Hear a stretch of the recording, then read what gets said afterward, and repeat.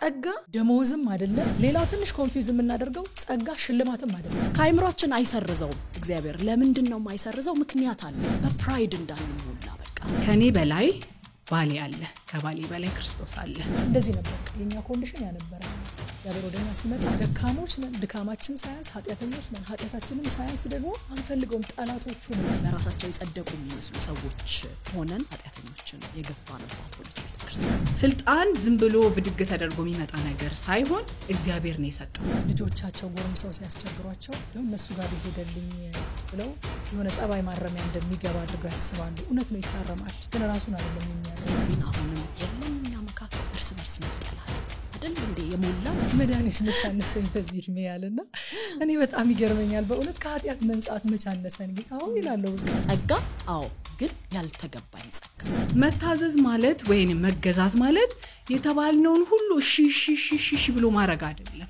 ያዕቆብ እኮ እንደዚህ ይላል በየሰላው እሱን ሰማይ ቤት ሳገኘው ጠይቀዋለሁ ያን ሰው ይላል ጸጋ ውስጣችንን ብቻ ሳይሆን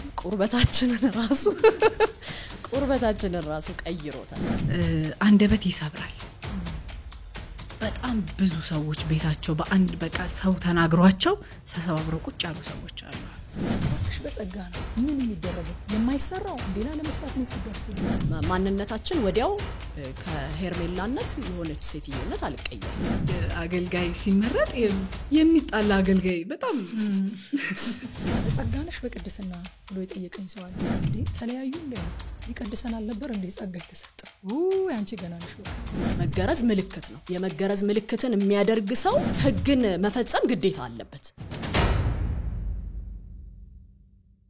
ጸጋና ሰላም በያላችሁበት ይብዛላችሁ የተወደዳችሁ የመጽሐፍ ቅዱስ ጥናት ቤተሰቦቻችን ይሄ ቃልህ የተሰኘው የእግዚአብሔርን ቃል የምናጠናበት ፕሮግራም ነው የቲቶን መጽሐፍ ጀምረን ያጠናን ያለነው ዛሬም ቀጣዩን ክፍል ይዘንላችሁ መተናል አብረን እናጥና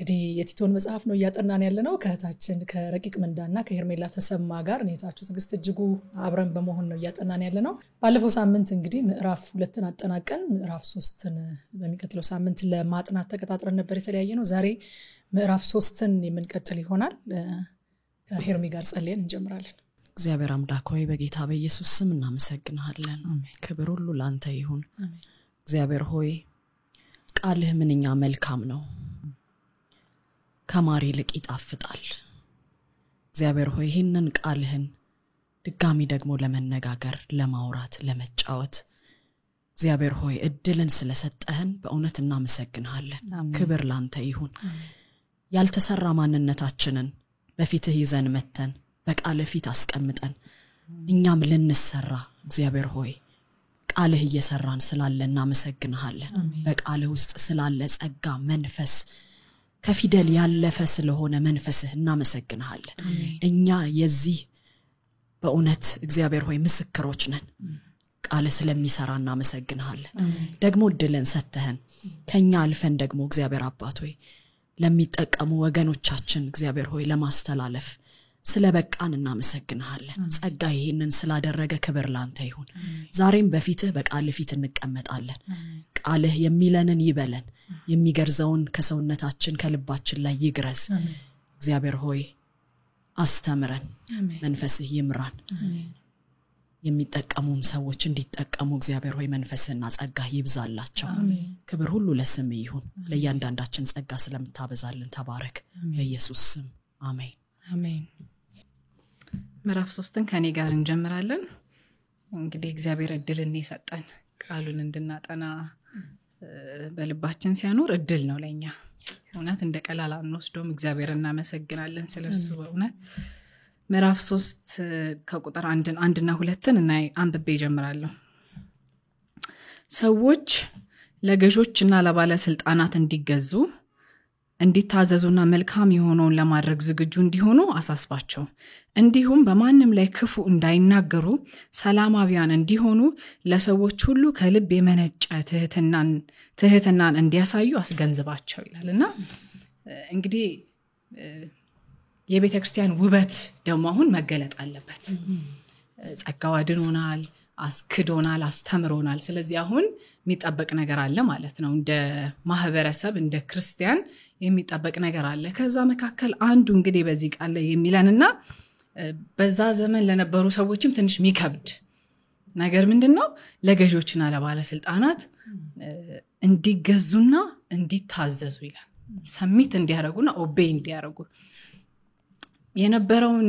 ስርዓት ከሮም መንግስት ጋር በተደጋጋሚ ግጭት ውስጥ የሚገቡና ስርዓቱንም የማይቀበሉ ብዙ ሰዎች አሉ በዛን ጊዜና ይሄ ደግሞ በጣም ሁከትን በመካከል ያስነሳል ሁከት ደግሞ ጥፋት እንዲሰራ መንገድን ይከፍታል እና እግዚአብሔር ሰላማዊ አትሞስፌርን ይፈልጋል ለዛ ነው በቃ ተገዙ ከዛ ደግሞ ታዘዙ ብሎ እዚህ ጋር ጥብቅ የሆነን ትእዛዝ ይሰጣልና ከዛ ደግሞ መልካም የሆነውን ነገር ለማድረግ ዝግጁ ሆኑ ቁልፍ ቃላቶች አሉን እዚህ ውስጥ ምዕራፍ 3 ቁጥር 1 ላይ ማለት ነው እንዲገዙ እንዲታዘዙና ዝግጁ እንዲሆኑ እንገዛለን እንታዘዛለን ከዛ በኋላ ደግሞ መልካም ነገር ለማድረግ ዝግጁ መሆን የሚል ሐሳብ አለ እዚህ ላይና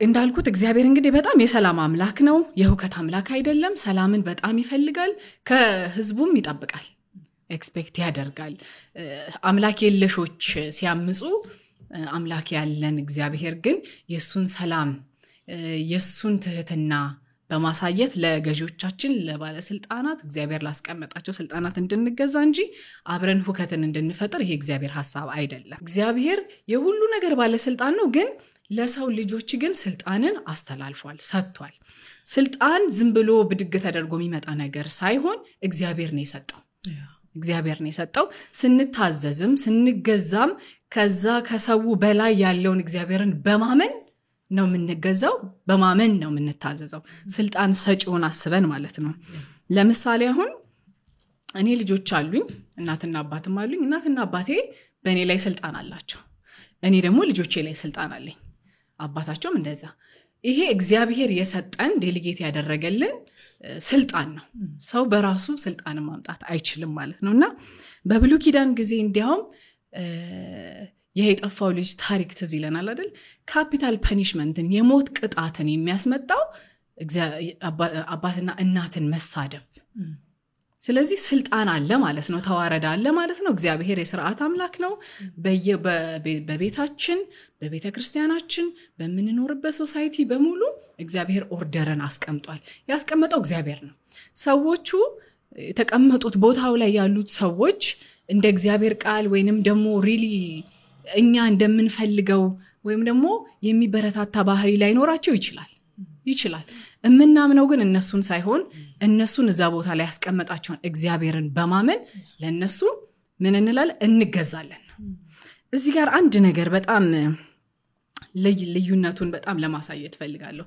መታዘዝና መገዛት የሚለውን ሐሳብ ዲፋይን አድርገን ብናልፈው በጣም ይጠቅመናል መገዛት ማለት የሚገዛን ባለስልጣን ከበላያችን መኖሩን ማወቅ ማመንና መቀበል ነው ከኔ በላይ ባሌ አለ ከባሌ በላይ ክርስቶስ አለ ይሄንን ኦርደር መቀበል ነው እግዚአብሔር ከኔ በላይ ባለስልጣናትን አስቀምጧል ያስቀመጠው አካል እንዳለ ማወቅ ማመን ይሄ መገዛት ነው የልብን መገዛት ነው የሚያሳየው መታዘዝ ግን ሰምቶ ማድረግን ያሳያል ከድርጊት ጋር የተገናኘ ነው መገዛት የልብ ፖስቸርን ያሳያል መታዘዝ ደግሞ ድርጊት ነው አክሽን ነው ስለዚህ እኔ አሁን ለምሳሌ በእኔ እንኳን ይቅር ምሳሌው እሺ አንዲት ሴት ባላላት ባሏ ለባሏ ሳሚት ታደርጋለች ትገዛለች ግን ባሏ የሚያዛት ነገር እንደ እግዚአብሔር ቃል ካልሆነ ወይም ደግሞ ገዢዎች አሉ ባለስልጣናት አሉ ለነሱ እንድንገዛ ታዘናል ግን የሚያዙን ነገር እንደ እግዚአብሔር ቃል ካልሆነ ቅድሚያ መስጠት ያለብን ለእግዚአብሔር ቃል ነው ሐዋርያት ሥራ ምዕራፍ 5 ቁጥር 29 ላይ ከሰው ይልቅ ለእግዚአብሔር ልንታዘዝ ይገባል ይላል ከእግዚአብሔር ቃል ጋር ተቃራኒ የሆነ የሚጻረር ነገር ከሆነ መታዘዝ ግዴታ የለብንም እንገዛለን በሚገዛ ልብ በጣም በአክብሮት ለዛሽ ለተናገራት ስፔሲፊክ ነገር ግን ትእዛዙን እንደማልቀበል በፍቅርና በአክብሮት መናገር ይቻላል እንዲህ ሲሆን እግዚአብሔር ላስቀመጠን ቦታ ታማኝነታችንን ነው የምናሳየው መታዘዝ ማለት ወይንም መገዛት ማለት የተባልነውን ሁሉ እሺ ብሎ ማድረግ አይደለም አይደለም። አንዳንድ ጊዜ ሰዎች መስመር ሲስቱ ፍጹም አይደለንም አንስታለን። ሰዎች መስመር ሲስቱ እንደ እግዚአብሔር ቃል ያልሆነ ነገር ሪኩዌስት ሲያደርጉን በፍቅርና በአክብሮት ነው ለዚህ ነገር እኔ አልታዘዝም አም ሶሪ ብሎ በአክብሮት መመለስ ማለት ያንንም አካል ወደ እግዚአብሔር እንዲጠጋ ማድረግ መስመሩ ልክ እንዳልሆነ ለማሳየት ይረዳል እንጂ ዝም ብሎ እሺ ማለት መገዛት እንዳልሆነ በዚህ ላሳይ ፈልጋለሁኝ። ሁለቱ ትንሽ ልዩነት ስላላቸውና ብዙ ጊዜ ድብልቅ አድርገን ስለምናስበው እሱን አጥርቼ ማለፍ ስለፈለኩኝ ይሄ መገዛትና መታዘዝ የሚሉት ሁለቱ ሐሳቦች መጽሐፍ ቅዱሳችን ላይ እንደዚህ በጥምረት የተጻፉት 4 ቦታ ነው እና ይሄ አንደኛው እዚህ ቲቶ ላይ ነው። ሁለተኛ ሐዋርያት ሥራ ምዕራፍ 5 ቁጥር 29 ላይ እዛው ደግሞ ምዕራፍ 5 ቁጥር 32 ላይ እዛው ሐዋርያት ሥራ 27 21 ላይ ሁለቱ ቃላቶች አንድ ላይ ተቀምጠዋልና ታዘዙ መታዘዝ ኮንዲሽናል ነው። መገዛት ግን አንኮንዲሽናል ነው። እንገዛለን ግን ደግሞ አንዳንዴ እንደ እግዚአብሔር ቃል ካልሆነ ደግሞ በፍጹም አንገዛም። ከዛ ደግሞ ያንን ደግሞ በፍቅርና በትህትና እንናገራለን። ሸፍነንም ማለፍ የለብንም ማለት ነው። ዳንኤልን ታሪክ እናውቃለን። በቃ ሁላችንም የምናውቀው ታሪክ ነውና ከእግዚአብሔር ጋር የሚጋጭ ነገር አዘዘ። በቃ አይቻልም መጸለይ አይቻልም። ግን እሱ አልተቀበለም። በመታዘዝ ልብ ሆኖ የመጣውን ትእዛዝ ግን አልተቀበለም። ስለዚህ ሁለቱን ነገሮች ለያይተን ብናያቸው ጥሩ ነው እላለሁኝና መልካም የሆነውን ነገር ለማድረግ ዝግጁ እንዲሆኑ ይላል። ደግሞ መልካምነት እቺ መልካም የሆነውን ነገር ማድረግ በጎ ነገር ማድረግ ተደጋጋሚ እዚህ ክፍል ላይ ተጠቀሰች ቃል ናት። ብዙ ቃላቶች ተጠቅሰዋል ግን ከዛ መካከል በጎ የሆነውን ማድረግ መልካም የሆነውን ማድረግ ከድርጊት ጋር የተገናኙ ነገሮች በጣም አሉ። የአክሽን መጽሐፍ ስለሆነ ማለት ነው። የህይወት ምልልሳችንን እለት የሚፈትሽ መጽሐፍ ስለሆነ ደጋግሞ መልካም የሆነውን በጎ የሆነውን ነገር እያለ ይነግረናልና በክርክር በጠብ በምናምን የቀርጤስ ቤተክርስቲያን በጣም ይታማሉ። በዓለም ያለው ያ መጥፎ ካልቸር ቤተክርስቲያን ውስጥም ገብቶ ሰው በክርክር በምናምን ጊዜውን ዌስት ያደርጋልና ሐዋርያ ጳውሎስ ይላቸዋል በቃ መልካም የሆነውን ለማድረግ በቃ ዝግጁ ሆኖ መጠበቅ እድልን በቃ መልካም ለማድረግ በቃ ተዘጋጅቶ እንደ እድል መጠበቅ ማለት ነውና ይሄ ለተቀበልነው ህይወት ሰዎችን የሚያበረታታ ኑ ብሎ የሚጠራ ቻሪቲን ማድረግ ደካሞችን መደገፍ እነዛ ብሩታል አኒማልስ ናቸው ይላል አይደለ? ቀርጤስ ያሉትን ሰዎች እዚህ ጋር ደግሞ መልካም ለማድረግ ዝግጁ እንዲሆኑ በቃ ተዘጋጅተው እንዲጠብቁ የሚለውን ሐሳብ ያሳያል። ቁጥር 2 ላይ እንዲሁም በማንም ላይ ክፉ እንዳይናገሩ ይላል። እንግዲህ ከዚህ ቀደም ባለው ትምህርታችን ላይ ሄርሚ ስለ ንግግር ስለ ምላስ ስለ አንደበት ያለውን አንደበታችንን መጠበቅ እንዳለብን ካልሆነ ግን በቃ ሰውን ስብርብር አድርገን እንደምናስቀምጥ ተናግራለችና አንደበት ይሰብራል። በጣም ብዙ ሰዎች ቤታቸው በአንድ በቃ ሰው ተናግሯቸው ተሰባብረው ቁጭ ያሉ ሰዎች አሉ፣ ሴቶችም ወንዶችም። እና አንደበት ይሰብራል ደግሞ አንደበት ይጠብቃልና እዚህ ጋር ግን ክፉ ንግግር የሚለው ስድብን ውስጥን የሚጎዳ ንግግር ማለት ነው። ሐሜት፣ ስም ማጥፋት ይሄ ስላንደር የሚለው ቃል ከዚህ በፊት አንስተነዋል መሰለኝ። ዲያቦሎስ የሚል የሰይጣንን ካራክተር መውሰድ መዋስ ከሱ እና አንደበታችን በቃ እውነት አንደበቴ ላይ ጠባቂ አኑር እንዳለው እግዚአብሔር ሰው በቃ እኛም አንደበታችን ላይ ጠባቂ ሊኖር ያስፈልጋል። በንግግራችን ሰዎችን ኢንከሬጅ የምናደርግ የምናበረታታ እንጂ በንግግራችን ሰዎችን ሰባብረን ቤት ውስጥ ቁጭ የምናረግ ሰዎች እንዳንሆን እግዚአብሔር ይርዳን። ሁለተኛ ደግሞ ሰላማዊ እንዲሆኑ ይላል። ሰላማዊ እንዲሆኑ ሲል ፋይት ድብድብ እዚህ ጋር ስፔሲፊክሊ ሰላማዊ እንዲሆኑ የሚለው ቃል በጣም ድብድብ ስላለ በጣም ግጭት ስላለ ቤተክርስቲያን ውስጥ ግን ይሄ ልክ አይደለም። ሰላማዊ መሆን ያስፈልጋል። የማይጣላ የማይጋጭ ሰላምን የሚወድ እግዚአብሔር የሰላም አምላክ ስለሆነ ማለት ነው። ሰላምን የሚወድ እንድንሆን ያስፈልጋልና የማይጣላ ይሁን ይላል አይደለ እግዚአብሔር ቃል አገልጋይ ሲመረጥ የሚጣላ አገልጋይ በጣም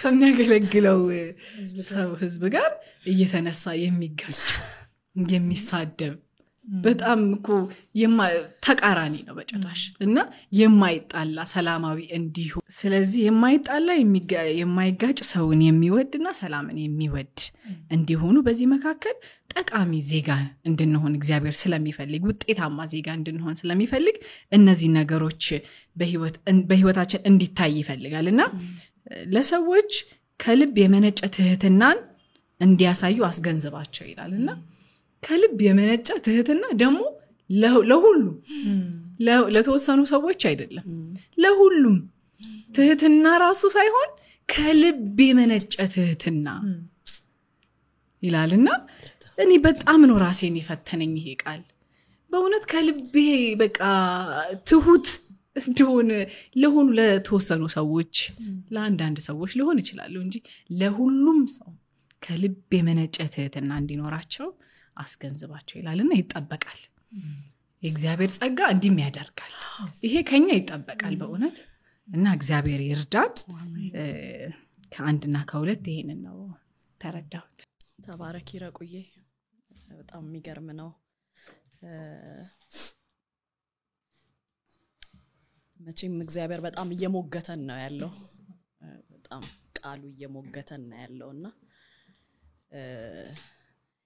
የምንለውንም እኛን ባዮቹን እንድንሆን የሚሰሙንን ደግሞ እንዲሁ ጸጋ ለሁላችን እግዚአብሔር እንዲያበዛልን ጌታ ይርዳን በተለይ ደግሞ በጣም የሚታዩ ነገሮችን ነው ቲቶ ላይ በጣም አይደል በዚህ ዘመን የሚታዩ ነገሮችን ግልጽ የሆኑ ነገሮችን ነው የሚያነሳልን ያለውና ስለ ምላስ ስለ ትህትና በጣም ከባድ ነው በዚህ ዘመን የውሸት ትህትና ለመሆን በጣም በቃ የተጋለጠ ነው ትህትና የሚባለው ውሸት ለመሆን በጣም የተጋለጠ ነውና ከልብ የመነጨ ትህትና ጌታ ይርዳን እግዚአብሔር ይርዳን ከኔ ጋር ደግሞ ከቁጥር 3 እስከ 5 ያለውን እንመለከታለን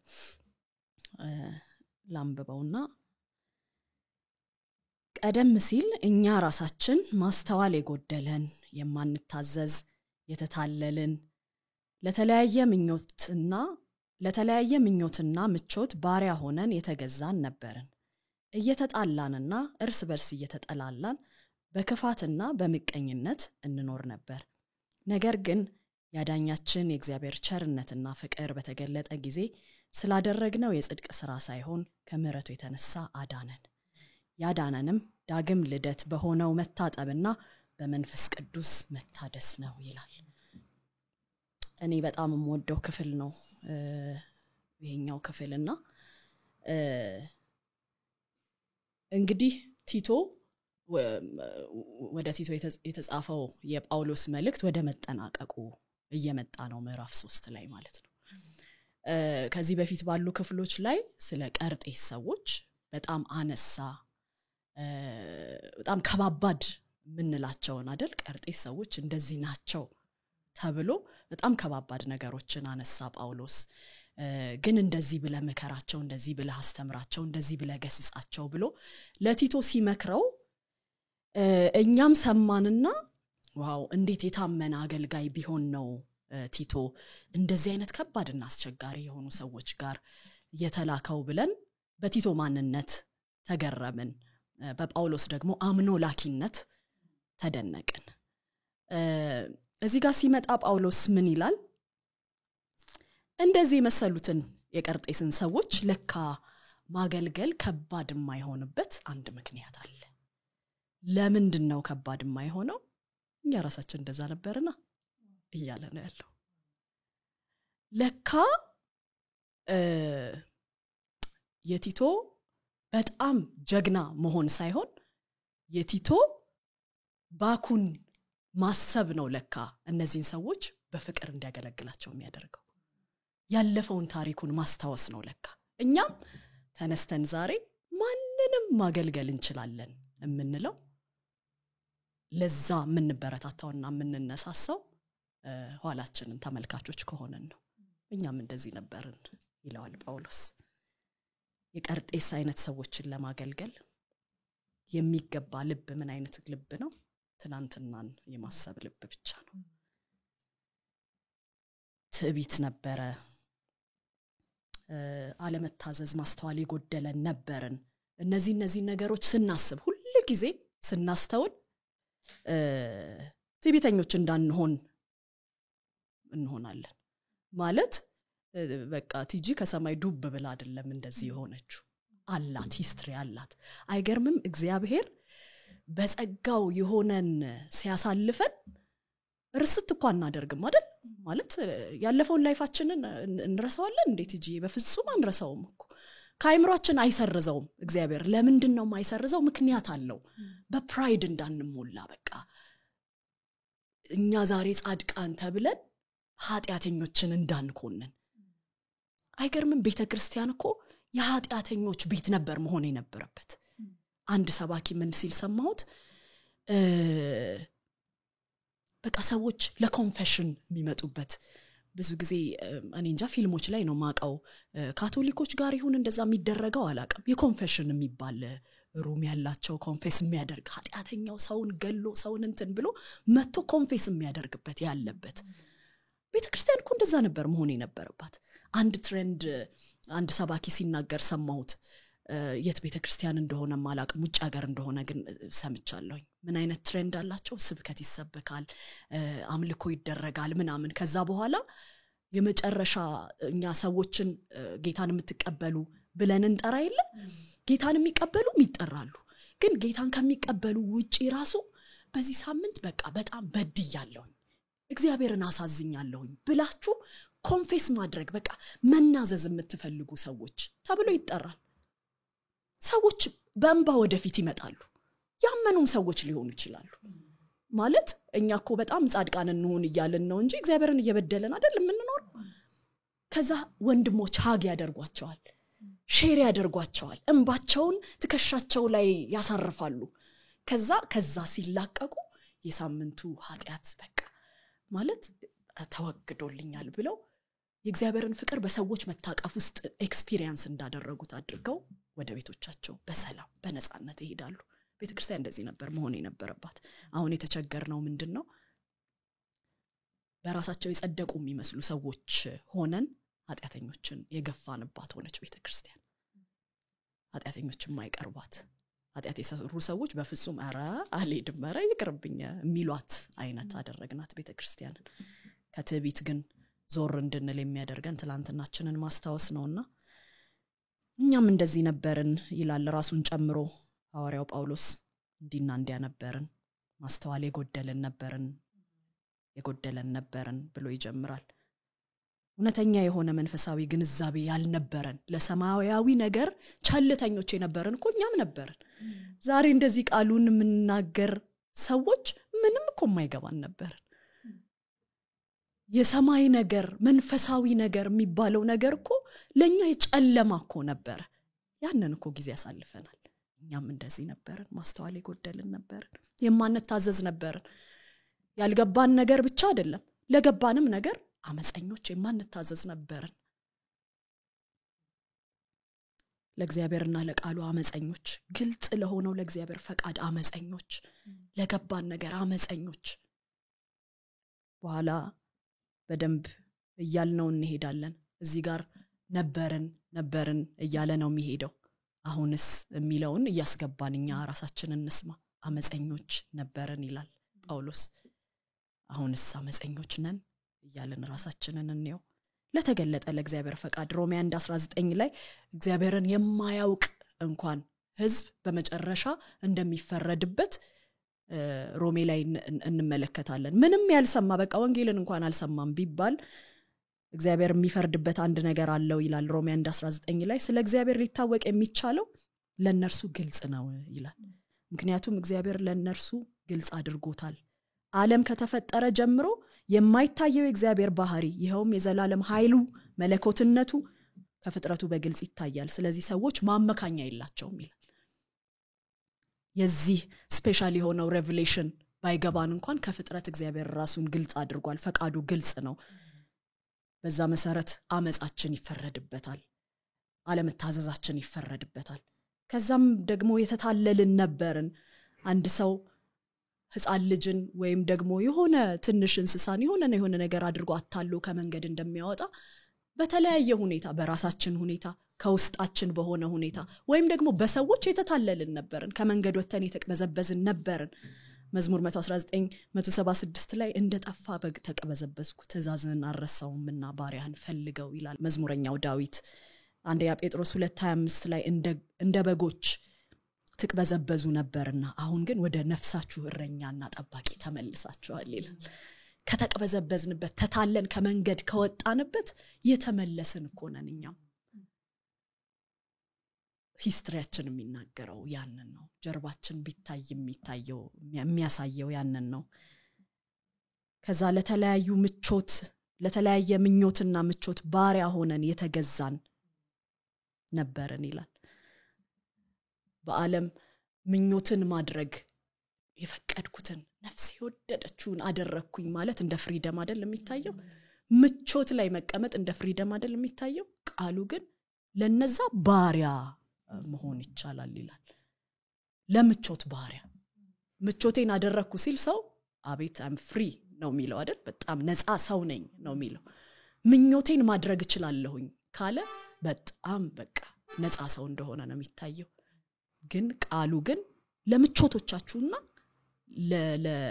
ለምኞቶቻችሁ ባሮች ነበራችሁ ይላል የስጋችን ምኞት የስጋችን መሻት ለዛ ምንገዛበት መገዛት ባርነት እንጂ ነፃነትን አያሳይም እንደ ቃሉ ሲታይ ማለት ነው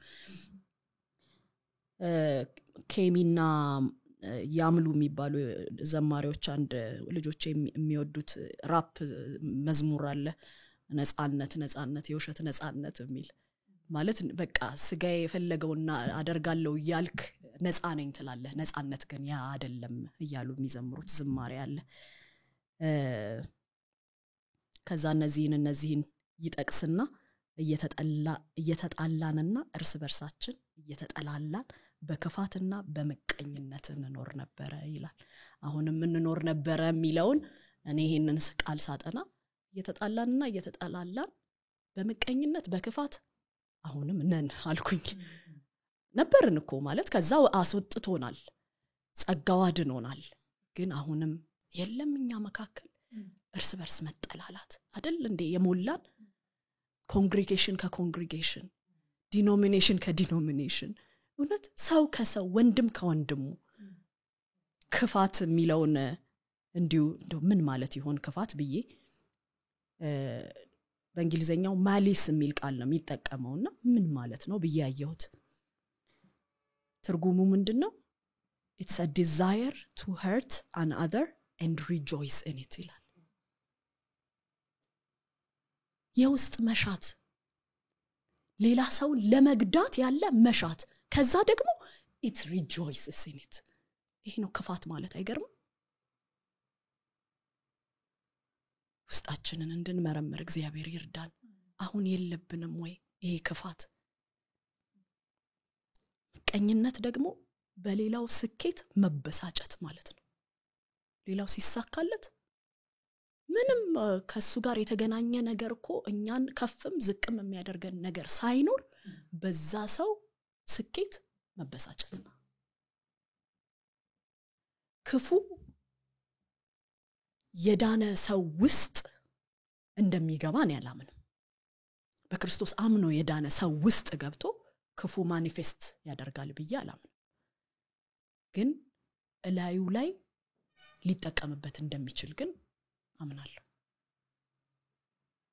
በጣም ክፉ የሆኑ ነገሮችን ተሸክመን እንደምንዞር አሰብኩኝ ይሄንን ሳስበው ምን ያህል የክፉ ነገሮች ናቸው የተጣበቁብን እላያችን ላይ ድነናል እኮ ግን የተጣበቁብን ሰዎች ነን እነዚህ ክፋትና መቀኝነት ማለት የመራራ ነገሮች ሁሉ ስር ነው አይገርምም ከዚህ ነው አልባሌ ንግግር የሚወጣው ሰውን እንደ ሰይፍ የሚወጋ ንግግር የሚወጣው ከዚህ ክፋት ነው ከዚህ መቀኝነት ነው የመራራ ነገር ሁሉ ስር እነዚህ ክፋትና መቀኝነት ናቸው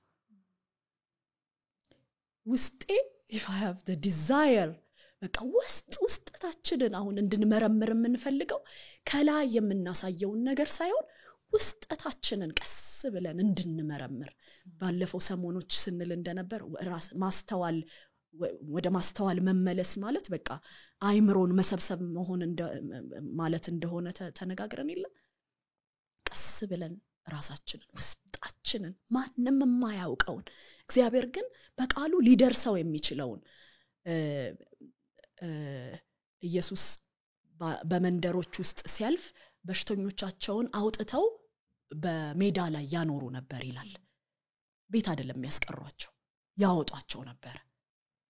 እኛም እንደዚህ ነው መሆን ያለብን። ቃሉ ሲገለጥ ሜዳ ላይ ሚድነውን ነገራችንን ሜዳ ላይ ይንካው ይዳንልን ከኛ ስላልሆነ ማለት ነው መዳን ከኛ ስላልሆነ እና ውስጠታችንን አይተን ዲዛየር አለኝ ሰውን የሆነ ጓደኛዬን አይቼ ሲጎዳ በማየት ደስ የምሰኝበት የሆነ ዲዛየር አለኝ ይሁን ውስጤ ያንን መርምረን እንድናወጣ እግዚአብሔር ዛሬ ይርዳን በቃሉ ይፈውስልን እንድንፈወስ ማለት ነው። ክፉ ሐሳብና ንግግር ሁሉ ከነዚህ ይመነጫሉ። ጻድቁን የሚያሰናክሉና የሚገቱ መርዛማ ምላሶች ከዚህ ነው የሚመነጩት። ሌላ ምንጭ የላቸው። ከምንጩ እግዚአብሔር እንዲያደርቅልን ዛሬ በእግዚአብሔር ፊት እንድናስቀምጥ እግዚአብሔር ይርዳን። ከዚህ የተነሳ ነው እየተጣላንና እየተጠላላን የምንኖረው ማለት ነው። ከክፉ ክፋት የተነሳ ከመቀኝነት የተነሳ ከነዚህ ከሚመነጩ ክፋቶች የተነሳ እየተጣላንና እየተጠላላን እንኖር ነበር አለ ጳውሎስ። እንኖር ነበር ብሏል። አዎ እንኖር ነበር። አሁንስ ግን እንዴት ነን? ነበርን ብቻ ነው ወይ የሚለውን ቆም ብለን እንድናስተውል እግዚአብሔር ይርዳን። አንድ በጣም ወደው እኔን በአገልግሎት ዘመን የረዳኝና ያስተማረኝ ሰው አለና ምን ይላል? ብዙ ጊዜ እኛኮ እግዚአብሔርን ለማመስገን እግዚአብሔር ምን ያህል እንዳዳነን ለማየት በቃ የቀድሞ ፎቶዎቻችንን ማየት በቂ ነው ይላል። ፎቶ ብቻ በቂ ነው። የምርም ዞር ብዬ አንዳንድ ፎቶዎችን ሳያቸው እኔ እውነት ጸጋ ውስጣችንን ብቻ ሳይሆን በጣም ቁርበታችንን ራሱ ቀይሮታል። እውነት ነበርን ይልና ነገር ግን ይላል። ስለዚህ ነገር ግን እኔ በጣም እግዚአብሔርን ባርከዋለሁ። መጽሐፍ ቅዱስ ላይ በቃ አንዳንድ ነገር ግኖች አሉ አይደል? ደስ ይልና አንዳንድ ነገር ግኖች ግን በቃ ከዚህ ዞር ብለን ሌላ እይታ እንዲኖረን በቃ ብርሃን እንዲታየን ያደርጉናልና ስለዚህ ነገር ግን እግዚአብሔር ይባረክ። ከዛ የሚያወራው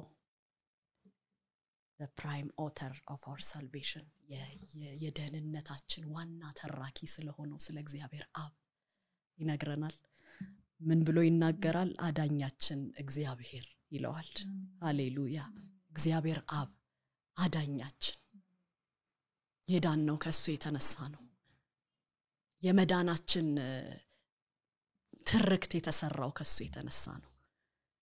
አዳምና ሔዋን በቃ አመለጣቸው በቃ ተብሎ ማን ይጠይቀዋል አይደል? ማን አቤት ወዴት ይባልለታል? በቃ ቢያበቃ እኮ በቃ ሰው እንደዚሁ ከእግዚአብሔር እንደራቀ ቢቀጥልኮ ቀጠለ። እንደዛው መቀጠል እንኳን እንዳይችል ከእግዚአብሔር ርቆ ዘላለም መኖር የሚችልበት እኮ ሰው ቻንስ ነበረው። ዘላለም ከሚያስኖረው ከዛች ፍሬ ቢበላ ኖሮ እኮ እንደዛው ከእግዚአብሔር እንደራቀ ግን ዘላለም ይኖር ነበር እኮ ሰው። ይህ ታላቅ አፍቃሪ ጻድቅ እውነተኛ ሲበደል ይህ ቅዱስ በእጆቹ ስራ ማለት ይችል ነበር። መልካም ባደረገ በደል ምላሽ ቢያገኝ ሊያጠፋን ሲገባ ሞት አግኝቶን ቢገኝ ማረን ይቅር አለን አለ ዘማሪው። ይችላል። አቤት የሚባልበት የሌለው እግዚአብሔር አብ ከውድቀት ጅማሬ አንስቶ ከሴቲቱ ዘር አመጣለሁ ይሄንን እዋጃለሁኝ ብሎ እግዚአብሔር አብ ታሪኩን ጀመረ። የድነታችንን ታሪክ የዛን እግዚአብሔር ጀመረ። ሁለተኛ ቆሮንቶስ 5:18 ይህ ሁሉ ከእግዚአብሔር ነው፣ እርሱ በክርስቶስ አማካኝነት ከራሱ ጋር አስታረቀን ይላል። የትኛው ታሪክ ነው? የትኛው ጎሳ ታሪክ? የየትኛው ዘር ታሪክ ነው ተበዳይ ራሱ ልታረቅ ብሎ ዋጋን የሚከፍል? የትኛው ታሪክ ነው ይሄንን ይሰራልን? በእግዚአብሔር ብቻ ነው ይሄ የታየው፣ በአብ ብቻ ነው ይሄ የታየው። ሁሉ ከርሱ ነው። ከራሱ ጋር ሊያስታርቀን ራሱ መንገድን ጀመረ። ዋጋ የሚያስከፍለውን መንገድ ራሱ እግዚአብሔር አብ ጀመረ። የሥራው ጀማሪ እግዚአብሔር ነው። ክርስቶስ አሳለጠው። መንፈስ ቅዱስ እየሰራ ደግሞ ወደ ፐርፌክሽን ያመጣዋል። ዮሐንስ 3:16 ምናውቀውና ምንወደው ቃል ነው። በእርሱ የሚያምን ሁሉ የዘላለም ሕይወት እንዲኖረው እንጂ እንዳይጠፋ እግዚአብሔር አንድያ ልጁን እስከ መስጠት ዓለምን እንዲሁ ወዷልና ይላል። ኤፌሶን 1:3 በሰማያዊ ስፍራ በመንፈሳዊ በረከት ሁሉ በክርስቶስ የባረከን የጌታችን የኢየሱስ ክርስቶስ አምላክና አባት ይባረክ ይላል። ሮሜ 5:11 ነገር ግን አሁን እርቅን ባገኘንበት በጌታችን በኢየሱስ ክርስቶስ በኩል በእግዚአብሔር ደግሞ ሐሴት እናደርጋለን ይላል። ነገር ግን ብሎ አዳኛችን እግዚአብሔር አዳኛችን አብ ብሎ ይጀምራል። እሺ አዳኛችን አብ ምን አደረገ ሲባል ቸርነትና ፍቅሩን ገለጠ። ሃሌሉያ! ቸርነትና ፍቅሩ በተገለጠ ጊዜ የነበረ ነው። ዓለም ሳይፈጠር የነበረ ነው። የእግዚአብሔር ቸርነትና ፍቅር ዓለም ሳይፈጠር የነበረ ነው። ግን ወደ መገለጥ በክርስቶስ ኢየሱስ ሲመጣ ክርስቶስ ኢየሱስ ያንን መገለጥ ይዞ ሲመጣ ወዶናል እንዴ? አዎ ወዶናል። ታሪክ ብቻ ግን አይደለም። ያ የተገለጠበት ክስተት አለ። ኢየሱስ ክርስቶስ ወደ ዓለም የመጣበት ስለ ኃጢያታችን ራሱን መስዋዕት ያደረገበት ያ የእግዚአብሔር ቸርነትና ፍቅር መገለጫ ነው። ያ በቃሉ ሲገለጥልን እኛም ደግሞ ለደህንነት ራሳችንን ሰጠን። እንዲህ ነው እንደሚወደኝ አልን። ለፍቅር እኮ ነው እኛ እጅ የሰጠነው፣ ለየትኛውም ህግጋት አይደለም። ሰሞኑን እያጠናን አይደለ ብሉይ ኪዳንን። አቤት ማስፈራቱ አልኩኝ እኔ። አቤት ማስፈራቱ! ስንቱ ነገር ውስጥ ይሆን ራሳችንን ያገኘ ነው። እኛ እንዲያታድርጉ በተባሉበት እንዲያ ያደረገ ተወግሮ ይሙት የተባለ ብዙ ህግ በኔ ምድር ላይ ሰው ይኖር ይሆን? አይኖርም በፍጹም። በአንዱ ቢያመልጥ በሌላኛው ተገኝቶ ተወግሮ የሚሞት ብዛቱ። ህግ አይደለም እጅ ያሰጠን። መውደድ ፍቅር ይሄን ያህል የሚባል ፍቅር እጅ ያሰጠን። ቸርነትና ፍቅሩ በተገለጠ ጊዜ እጃችንን ሰጠን። በቃሉ ሲገለጥልን ለኛ እጃችንን ሰጠን። ከዛ ይሄንን ይናገርና የውሸት የሆነን መሰረት ደግሞ ያጠፋል ሐዋርያው ጳውሎስ። ያዳኛችን የእግዚአብሔር ቸርነትና ፍቅር በተገለጠ ጊዜ ይልና ስላደረግነው የጽድቅ ሥራ ሳይሆን ከምህረቱ የተነሳ አዳነን። ሃሌሉያ! ክብር ይሁንለት። ስላደረግነው ሥራ አይደለም፣ በፍጹም ስላደረግነው ሥራ አይደለም። ዛሬ ጸጋውን ቸርነቱን ምህረቱን እኛም እንመሰክራለን። ለሚከታተሉ ለሚያዩን ሁሉ እንመሰክራለን። ስለ ስራችን አይደለም፣ ስላደረግነው ቸርነት አይደለም። የትኞቻችን እንሆን በእግዚአብሔር ፊት በቃ እኔ እኮ ይሄንን አድርጌለታለሁ ብለን በሙሉ አፋችን ልንናገር የምንችለው በእግዚአብሔር ፊት ጽድቅ ተብሎ ሊቆጠርልን የሚችል ስራ ያለን የትኞቻችን እንሆን? በፍጹም። ስለዚህ የውሸት ትምክህት የውሸት መሰረትን ያነሳል ሐዋርያው ጳውሎስ። ስለ ቸርነቱና ስለ ፍቅሩ አንስቶ በቃ አንጠልጥሎ አይተው ትክክለኛውን መሰረት ይናገራል። የዳንበትን ትክክለኛ ነገር ይናገራል። የውሸት ነገር ደግሞ ይደመስሳል። ውሸት ሊሆን የሚችልን መሰረት ሊሆን የሚችልን ውሸት ግን ይደመስሳል። ስለ ስራችን አይደለም በማለት ማለት ነው። መልካም ስራ የዳነ ሰው መገለጫ እንጂ የመዳኑ ምክንያት አይደለም። በጣም በቃ it's undeserved grace፣ የማይገባን ጸጋ ነው። አቤት ይሄንን ሁሉ ጊዜ ያስተዋልን ስንኖር እንዴት humble የሆነ ላይፍ ይኖረናል። ሁሉ ጊዜ ጠዋት ማታ ይሄንን ለራሳችን እየነገረን ብንነሳና ብንተኛ ዛሬ ያኖረኝ እንዲህ ቃሉን እንዳነብ በቃሉ እንድነካ ከእግዚአብሔር ጋር ህብረት እንዲኖረኝ ያደረገኝ it's undeserved grace ያልተገባኝ ጸጋ ነው ያልተገባኝ ጸጋ አዎ ግን ያልተገባኝ ጸጋ ለኔ የማይገባ ጸጋ ነው በማለት ያዕቆብ 2:14 እስከ 25 ላንብበው እንግዲህ ያዕቆብ ስለ ስራ በማውራት በጣም የሚታወቅ ደቀ መዝሙር ነው መልእክቱ ብዙ ስለሱ ይናገራልና እዚህኛው ክፍል ላይ እንደዚህ ይላል ምዕራፍ 2 ከቁጥር 14 ጀምሮ እስከ 25 ነው ማነበው ወንድሞቼ ሆይ አንድ ሰው እምነት አለኝ ቢል ስራ ግን ባይኖረው ምን ይጠቅመዋል እንዲህ ያለው እምነት ሊያድነው ይችላልን አንድ ወንድም ወይም አንዲት እህት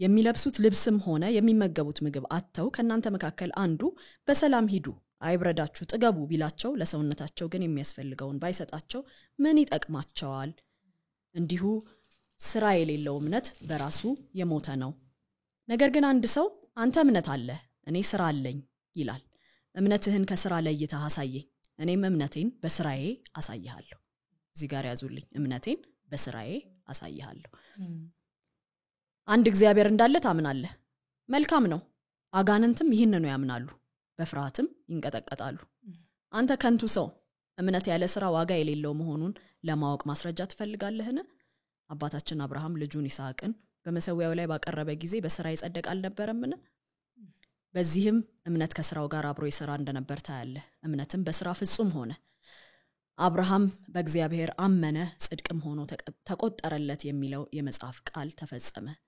እርሱም የእግዚአብሔር ወዳጅ ተባለ እንግዲህ በእምነት ብቻ ሳይሆን በስራ እንዲጸድቅ ታያላችሁ እንዲሁም ጋለሞታይቱ ረዓብ መልእክተኞቹን ተቀብላ በሌላ መንገድ በሰደደቻቸው ጊዜ በስራ አልጸደቀችምን ከመንፈስ የተለየ ስጋ የሞተ እንደሆነ ከስራም የተለየ እምነት የሞተ ነው ይላል እዚህ ክፍል ላይ እምነት ከስራ ጋር አብሮ መዳበል እንዳለበት ያዕቆብ በጣም አስጠንቅቆ ይናገራል ዋናው ግን ቀደም አስምሩልኝ ያልኳችሁ እኔም እምነቴን በስራዬ አሳያለሁ የሚለው ክፍል ነው እነዚህ ሁሉ ስራዎች የእምነት መገለጫዎች እንጂ የመዳኛ ምክንያቶች ወይም ደግሞ እግዚአብሔር እነዚህን ስናደርግ አይቶን ቀደም መጀመሪያ ላይ የገለጻቸው አሉ አይደለ አንድ ሰው መጥቶ ልብስ የለውም የሚበላው የለውም ሂዱ በሰላም ሂዱ ይሙቃችሁ ወይም ጥገቡ ቢላቸው ምን ዋጋ አለው ይለዋል አይደል እንደ ምሳሌ ያንን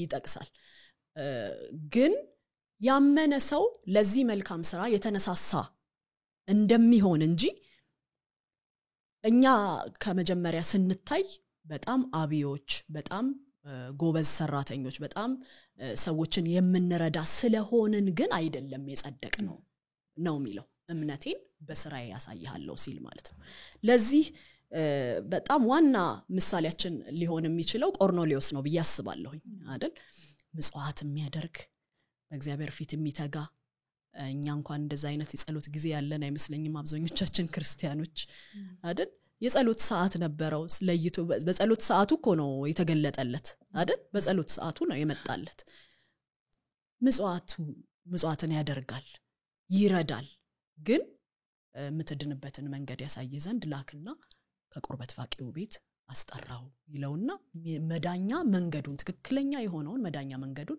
እንዲያገኝ ይልካዋል ማለት ነው ይሄ ሰውዬ ስራ አለው በጣም ጥሩ ስራ አለው መልካም አድራጊ ነው ግን ደግሞ ያ መልካም አድራጊነቱ ሊያድነው እንደማይችል እግዚአብሔር አዘነለት ራራለት የእግዚአብሔር ርህራሄ አይገርምም እንዳያመልጠው መዳን እንዳያመልጠው ቆርኔሌዎስን ይሄ መልካም አድራጊ ይሄ በቃ የጽድቅን መንገድ መከተሉ እኮ ነው እሱ በራሱ መፍጨርጨሩ እኮ ነው ይሄን መፍጨርጨሩን አይቶለት ግን እንዳያመልጠው መዳን ሂድና አስጠራና የመዳንን መንገድ ያሳያል ብሎ ላከበትና መልካም ስራ የዳነ ሰው መገለጫ ነው እንጂ የመዳኑ ምክንያት አይደለም የሚለውን እዚህ ጋር አጽንኦት ልሰጥ ፈልጌ ነው ይሄንን ክፍል ያነሳሁት ሌላው ኤፌሶን 1:4 ላይ በፊቱ ቅዱሳንና ነውር አልባ እንድንሆን ዓለም ከመፈጠሩ አስቀድሞ በእርሱ መርጦናልና ይላል መቼ ነው የመረጠን ዓለም ከመፈጠሩ አስቀድሞ እንግዲህ ዓለም ከመፈጠሩ አስቀድሞ በጣም ንጹህ ሰው የሚባል የለም መኖር ያልጀመረ ንጹህ ሰው የለም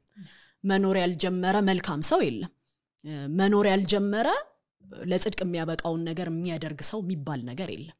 ስለዚህ የተመረጥነው ዓለም ሳይፈጠር ጀምሮ ነው ብሎ ቃሉ ያስቀምጥልናል። ሁለተኛ ተሰሎንቄ 2:13 እግዚአብሔር እናንተን ከመጀመሪያ አንስቶ በመንፈስ ተቀድሳችሁና በእውነትም አምናችሁ እንድትድኑ መርጧችኋል ይላል። ከመጀመሪያ አንስቶ ነው የመረጣችሁ ይላል። ስለዚህ ስራ ፍሬ እንጂ የመዳን ምክንያት አይደለም የሚለውን አጽንኦት ይሰጣል። እኛ ስላደረግነው አንዳች ነገር ሳይሆን ከቅዱና ከጸጋው የተነሳ ያዳነን ወደ ቅዱስ ሕይወትም የጠራን እርሱ ነው። ይህም ጸጋ ከዘላለም ዘመናት በፊት በክርስቶስ ኢየሱስ ተሰጠን ይላል ሁለተኛ ጢሞቴዎስ 1:9 ላይ። በጣም ብዙ ጥቅሶችን ነው እዚህ ላይ ማንሳት የምንችለውና አንዳንዶቹን ግን ልለፋቸው ከሰዓታችን የተነሳ። ከዛ ይቀጥልና የዳነው ይላል ዳግም ልደት በሆነው መታጠብና በመንፈስ ቅዱስ መታደስ ነው ይላል። እንግዲህ የመንፈስ ቅዱስ መታደስን ስናስቀድም መንፈሳዊ እድሳት አዲስ ሰው መሆንን በመጀመሪያ ጌታ ኢየሱስ ክርስቶስን እንደ ግል አዳኛችን አድርገን ስንቀበል የሚቀጥለው ሕይወት እንዳለ ዘላለም እንዳለ ከእግዚአብሔር ጋር እንደምንቀጥል የርስታችን መያዣ ተደርጎ የተሰጠን መንፈስ ቅዱስ አለ አይደል? የርስት መያዣ የሚለው ቃል በጣም እኔ ወደዋለሁኝ። ያልተረጋገጠ ነገር ባለበት አይደል መያዣ የሚሰጠው ቀብድ የሚባል ነገር አለ። በብዙ ነገሮች ላይ ቀብድ እንሰጥ። አሁን የሆነ ዕቃ መግዛት ስንፈልግ የተወሰነውን ክፍያ እንከፍልና ያ የኔ ነው ብለን ማስያዣ አይደል የምንሰጠው። ስለዚህ ዘላለም የኛ ነው፣ ከእግዚአብሔር ጋር መሆን የኛ ነው፣ መንግስተ ሰማያት የኛ ነው፣ አብ የኛ ነው፣ ወልድ የኛ ነው፣ መንፈስ ቅዱስ የኛ፣ ያ ህብረት የቅዱሳን ህብረት የኛ ነው፣ ዘላለም አለን የሚለውን መያዣ እንዲሆነን መንፈስ ቅዱስን የርስታችን መያዣ አድርጎ ሰጠን ማለት ነው። ያ መንፈስ ቅዱስ እድሳት ያደርግልናል። ይሄንን ማለት ማንነታችን ወዲያው ከሄርሜላነት የሆነች ሴትዮነት አልቀየርም። ፊዚካሊ ያው ነኝ፣ አስተዳደጌ ያው ነው፣ አይቀየርም። ቅድም እንዳልኩት ያለፈውን ታሪኬን ረስቼ በቃ ዲሊት ተደርጎ አይደለም ሌላ ሴትዮ መሆነው፣ ግን ከውስጥ መታደስ የሚያደርግን መንፈስ ቅዱስን እንደ ቀብድ እንደ መያዣ ደግሞ እንደ እድሳት አድርጎ እግዚአብሔር ይሰጠናል። ሁለተኛ ቆሮንቶስ 5:17 ላይ እንደዚህ ይላል፣ ስለዚህ ማንም በክርስቶስ ቢሆን አዲስ ፍጥረት ነው፣ አሮጌው ነገር አልፏል፣ እነሆ ሁሉም አዲስ ሆኗል። ስለዚህ ይህን አዲሱን ሰው የሚፈጥረው የመንፈስ ቅዱስ እድሳት ይሆናል ማለት ነው። ባለፈው ላይ ቲጂዬ ስትለን ነበረ መዳናችን አዎ ድነናል፣ ከዛ እየዳንን ነው፣ ከዛ እንድናለን ብለን የምንጠብቀዋል። መንፈስ ቅዱስ ነው ያንን ፕሮሰስ እየሰራልን ያለው። በመጀመሪያ ድነናል፣ ኮምፕሊት የሆነ ለውጥ አድርገናል፣ የቤተሰብ ለውጥ አድርገናል፣ የማንነት ለውጥ አድርገናል። ከዛ ደግሞ በየጊዜው እንደዚህ ባለ የቃሉ አስተምሮ መንፈስ ቅዱስ በውስጣችን እየሰራ ያድነናል፣ ውስጣችንን ይሰራዋል፣ እየታደስን እንመጣለን። ሰርቷል፣ እየሰራ ነው፣ ከዛ ደግሞ ወደ ፍጽምና ያመጣዋል የሚለውን ደግሞ እንጠባበቃለን ማለት ነው። ሌላው ዳግም ልደት በሆነው መታጠብ የሚለው ጥምቀትን ያመለክታል። ስራ ውስጣዊና መንፈሳዊ ሆኖ በውጫዊ ምልክት ይታተማል ማለት ነው። ይሄ ውስጣዊ የሆነው መታደስ በመንፈስ ቅዱስ የተሰራልን ይሄ መታደስ በውጫዊ ምልክት በጥምቀት እናጸናዋለን ማለት ነው። በመንፈስ ቅዱስና በኢየሱስ ደም የኃጢአት መታጠብን የምናሳይበት ምልክት ነው ይሄ ጥምቀት።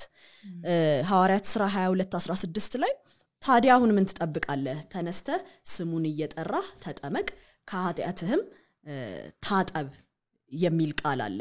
ማለት መጠመቅ ከኃጢአታችን መጥራት መጀመሪያ የሚሰራው በመንፈስ ቅዱስና በክርስቶስ ኢየሱስ ደም መሆኑን፣ ይሄንን ግን በምልክት ያመንን ጊዜ ማድረግ እንደምንችል ያሳየናል። ኤፌሶን 5:26 ላይ በቃሉ አማካኝነት በውሃ አጥቦ በማንጻት እንድትቀደስ በማለት ስለ ቤተ ክርስቲያን ይናገራል። በቃሉ በመታጠብ መንጻት የሚለውን ማለት ነው። ይሄ የውጫዊ ምልክት የመዳናችን ዋና ነገር እንዳልሆነ ማለት ያመነ የተጠመቀ ይድናል ያላመነ ግን ይፈረድበታል አይደል የሚለው ጥምቀትን ከድህነት ዋነኛነት ያስወጣዋል ማለት ነው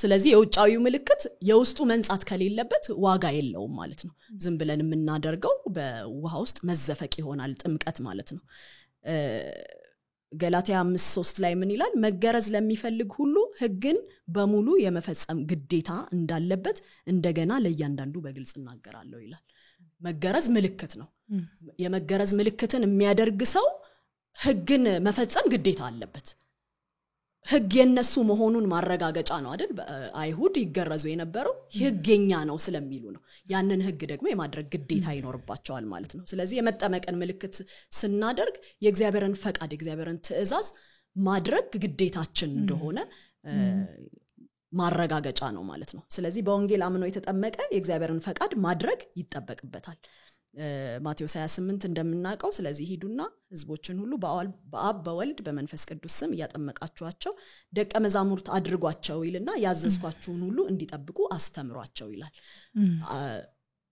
ያጠመቃችሁ ደቀ መዛሙርት አድርጓቸው ማጥመቅ ብቻ ሳይሆን ደቀ መዝሙር የሚያደርገው እግዚአብሔር ያዘዘውን ክርስቶስ ያዘዘውን ማድረግ ነው ደቀ መዝሙር የሚያደርገው ማለት ነውና የመገረዝ ወይም ደግሞ የጥምቀት ምልክትን የሚያደርግ የእግዚአብሔርን ፈቃድ ማድረግ እንዳለበት ማሳያ ነው ማለት ነውና እዚህ ጋር ስለ እግዚአብሔር ቸርነት ስለ ጸጋው ስለ አዳነን ጸጋ ስለ እግዚአብሔር ቸርነት ይናገራል የዳንበትን ፕሮሰስ ይነግረናል ከዛ ደግሞ ስህተት የሆነ መልካም ያልሆነ መሰረት ሊሆን የሚችል የራስ ስራ የሚልን ነገር ደግሞ በዚህ ውስጥ ያፈርስበታል ማለት ነውና ሰፊ ክፍል ነው በጣም ብዙ እንትን የታጨቀበት ክፍል ነው ይሄንን ይመስላል የተረዳሁት ከዚህ ውስጥ ዋው እግዚአብሔር ይባረክ አሜን ያዳኛችን እግዚአብሔር የቀድሞ ትርጉም በጣም ደስ ይለኛል ደግሞ ፍቅር የሚለውን ትንሽ ፐርሰናላይዝ ያደርገውና ስፔሲፊክ አድርጎ ሰውን መውደዱ በተገለጠ ጊዜ ይላል ያዳኛችን እግዚአብሔር ቸርነቱና ሰውን መውደዱ በተገለጠ ጊዜ ነው ያዳነንና ተመልካቾችም እንዲያውቁልኝ የምፈልገው እጅግ በጣም የምወደውን እግዚአብሔር ቃል ክፍል እንደወሰድሽብኝ ላለቅስ ትንሽ እንደቀረኝ እንስትስችብኝ ልናገር ወዳለሁ ጌታ ይባረክ እኔ ከቁጥር 6 ጀምሮ እስከ 8 ድረስ ያለውን ነው የምመለከተው ላምብብና እንጀምራለን እንደዚህ ይላል ይህንንም መንፈስ እግዚአብሔር በአዳኛችን በኢየሱስ ክርስቶስ በኩል በእኛ ላይ አትረፍርፎ አፈሰሰው ይሄውም በጸጋው ጸድቀን የዘላለምን ሕይወት ተስፋ ይዘን ወራሾች እንድንሆን ነው ይህም የታመነ ቃል ነው በእግዚአብሔር ያመኑቱ መልካሙን ነገር ለማድረግ ራሳቸውን አሳልፈው ይሰጡ ዘንድ እነዚህን ነገሮች አስረግጠህ እንድትናገር ፈልጋለሁ ይህ መልካምና ለማንኛውም ሰው የሚጠቅም ነው ይላል እግዚአብሔር ይመስገን ይሄ ክፍል እንግዲህ ከላይ ሄርሚዬ አንቺ ካነሳሽው ክፍል ጋር ተያይዞ የሚመጣ ክፍል ነው አንድ ላይ ሊታይ የሚገባው ክፍል ነውና የሆነ ጠቅለል ያለ ሐሳብ ሳመሪ ነገር ይመስላል ስለ መዳን ስለ ጸጋና ስለ ተለወጠ ሕይወት የሚያነሳ ጠቅለል ያለ እንደ ሳመሪ ነገር ይመስላል ክፍሉ ጳውሎስ ቀደም ብሎ እንደገለጸው እነዚህ ነገሮች ከእግዚአብሔር መልካምነት ከሱ ቸርነት ሰውን ከመውደዱ የተነሳ ከምህረቱ የተነሳ የሆኑ ነገሮች ናቸው እንጂ ከሰው ጥረት የተነሳ የሚሆኑ ነገሮች እንዳልሆኑ አሁንም አስረግጦ ይናገራል ለአዲስ ልደት በሚሆን መታጠብና በመንፈስ ቅዱስ መታደስ የሚል ሐሳብ ያነሳልና እነዚህ ነገሮች የሆኑት ቅድም አንቺ ያነሳሻቸው ነገሮች የሆኑት ከሰው ጥረት የተነሳ ከሰው ብርታት የተነሳ ከሰው መሻትም የተነሳ አይደለም ከእግዚአብሔር ቸርነት ከእግዚአብሔር ምህረት እግዚአብሔር ሰውን ከመውደዱ የተነሳ ኢኒሺዬሽኑን የወሰደው ራሱ ነው እኛ ራሳችን አባብተነውም አይደለም እግዚአብሔር የመዳን መንገዳችንን ሲቀይስልን የመዳን ዋጋችንን ሲከፍልልን አንድ ልጁን ስለ ኃጢያታችን ቤዛ አድርጎ እንዲከፍል አላባባ ነው እንደውም አልፈለግነውም ሮሜ ምዕራፍ 1 ላይ እንደሚናገረው እግዚአብሔርን የሚፈልግ አንድም የለም ይላል አልፈልግህም እያልነው ነው እኮ የመጣው አይገርምም እየፈለግነውም አይደለም እየጾምን እየጸለይን እንደው የመዳን መንገድ ቤት በኩል ይሆን እያለን ቆርኔሌዎስ እንኳን እንዳደረገው እያደረግን አይደለም እኛ የተገኘነው እየሮጥን እየሸሸን አንፈልገውም እያልን የልባችንንና የሥጋችንን መሻት እየፈጸምን ስለ እግዚአብሔር ሊታወቅ የሚገባው ነገር ግልጽ ሆኖ ሳለ ሮሜ ምዕራፍ 1 ላይ እንደሚናገረው ማወቅ አንፈልግም እያለን እያመጽን ለተገለጠልን ነገር አንቺ እንዳልሽው እያመጽን እያለ ነው ያገኘንና ከኛ ጥረት ከኛ አነሳሽነት አይደለም ወይ በጣም ፈልገዋል አሁንስ ላድናቸው ብሎ አይደለም እየተመለሱ ነው እነዚህ ሰዎች ብሎም አይደለም እየጠላ ነው እያለ ሮሜ ምዕራፍ 5 ላይ እንደሚናገር ደካሞች ሳለን ኃጢአተኞች ሳለን ሙታን ሳለን ጠላቶች ሳለን ይላልና እነዚህ አራት ነገሮች በጣም ያስደንቁኛል ሁሌ እንደዚህ ነበር በቃ የኛ ኮንዲሽን ያ ነበር እግዚአብሔር ወደኛ ሲመጣ ደካሞች ነን ድካማችን ሳያንስ ኃጢአተኞች ነን ኃጢአታችንም ሳያንስ ደግሞ አንፈልገውም ጠላቶቹ ነን እና በዚህ ውስጥ ሆነን ሳለን ነው ያገኘን እንጂ ከኛ የተነሳ አይደለም ለአዲስ ልደት በሚሆን መታጠብና በመንፈስ ቅዱስ መታደስ ያዳነን ማለት ነውና ቁጥር 6 ላይ ይህንንም መንፈስ እግዚአብሔር በአዳኛችን በኢየሱስ ክርስቶስ በኩል በእኛ ላይ አትረፍርፎ አፈሰሰው ይላል ይህንን መንፈስ የቱን መንፈስ ዳግም ልደት የሚሰጠውን መንፈስ የቱን መንፈስ የሚያጥበውን መንፈስ ኃይል የሚያስታጥቀውን መንፈስ ያፈሰሰው ማን ነው እግዚአብሔር በማን በኩል ነው ያፈሰሰው በኢየሱስ ክርስቶስ በኩል ብቻ አሜን ሃሌሉያ አሜን የሚያፈስ እግዚአብሔር ነው የመንፈሱ የሚሰራውን ስራ ከላይ ነግሮናል ቅድም ሄርሚ ባየሹ ክፍል ለአዲስ ልደት የሚሆንን መታጠብ ይሰጣል ደግሞ በመንፈስ ቅዱስ መታደስን እንድናገኝ ያደርጋል ያንን መንፈስ ግን የሚያፈሰው እግዚአብሔር ነው የሚያፈሰው ደግሞ በአዳኛችን በኢየሱስ ክርስቶስ በኩል ብቻ ነው እሱ በኩል ብቻ ነው በኢየሱስ ክርስቶስ በኩል በተሰራው ስራ እንደሆነ መንፈሱ የፈሰሰው ሐዋርያት ሥራ ምዕራፍ 2 ላይ ሐዋርያቶቹ አጽንኦት ሰጥተው ይናገራሉ ይህንንም ተስፋ ከአብ ተቀብሎ አፈሰሰው አብ ይህንን ተስፋ የሰጠው ኢየሱስ ክርስቶስ በመስቀል ላይ ከሰራው ስራ የተነሳ ነው በኢየሱስ ክርስቶስ በኩል ደግሞ እንዴት ነው ያፈሰሰው ጠብ አይደለም ያደረገው አትረፍርፎ ደስ አይልም የጸጋ ጠብታ የመንፈስ ጠብታ አይደለም የደረሰን እኮ አትረፍርፎ እግዚአብሔር ይህንን መንፈስ አዲስ ልደት የሚሰጠውን የሚያጥበውን መታደስ የሚሰጠውን ኃይል የሚያስታጥቀውን ይህንን መንፈስ በኢየሱስ ክርስቶስ በኩል አትረፍርፎ አፈሰሰው what a news አሜን ሃሌሉያ አሜን ሐዋርያት ሥራ ምዕራፍ 2 ቁጥር 33 እናንብብ ስለዚህ በእግዚአብሔር ቀኝ ከፍ ከፍ ካለ በኋላ ይላል የመንፈስ ቅዱስን ተስፋ ከአብ ተቀብሎ አሁን የምታዩትንና የምትሰሙትን አፈሰሰው ቃሉ ራሱ በድጋሚ ይመጣል ማለት ነው በቃ እርግጥ ለመሆኑ የሚያስረዳው በድጋሚ ይመጣል ጠብ አላደረገውም ቆጥቦ አልሰጠንም ሰስቶ አልሰጠንም ይበቃቸዋል መቻነሳቸው አላለንም አፈሰሰው ደግሞ ቅድም ያየነው ክፍል ላይ ቲቶ ላይ ደግሞ አትረፍርፎ ይላል አትረፍርፎ አፈሰሰው ለዛ ነው ካለው ኃጢያት የተገለጠው ጸጋ ይበልጣል ምንለው የመንፈስ ቅዱስ ኃይል ይበልጣል ተትረፍርፎ ነው የፈሰሰው ማለት ነው እዚሁ ደግሞ ሐዋርያት ሥራ ምዕራፍ 11 ቁጥር 15 ላይ ይሄ ለአይሁድ የፈሰሰበት ቦታ ነው አሁን ያየነው ምዕራፍ 11 ላይ ደግሞ እንደዚህ ይላል በቆርኔሌዎስ ቤት የሆነውን ነገር ጴጥሮስ ሲተርክ ለአይሁድ እንዴት እነሱ ቤት ገብተ ተበላለ ብለው ሲወቅሱት አይሁድንና አሕዛብን አንድ ስላደረገው ክስተት ይነግራቸዋል ሃሌሉያ አሜን እኩል ስላደረገን ርቀን የነበርነውን እኛን ከተስፋው ህዝብ ከእግዚአብሔር መንግስት ከኪዳኑ ከራሱ ከእግዚአብሔር ሩቅ የነበርነውን ምንም የእግዚአብሔርን ድምጽ የማንሰማውን በጨለማ የሚሄድ ህዝብ የተባልነውን እኛ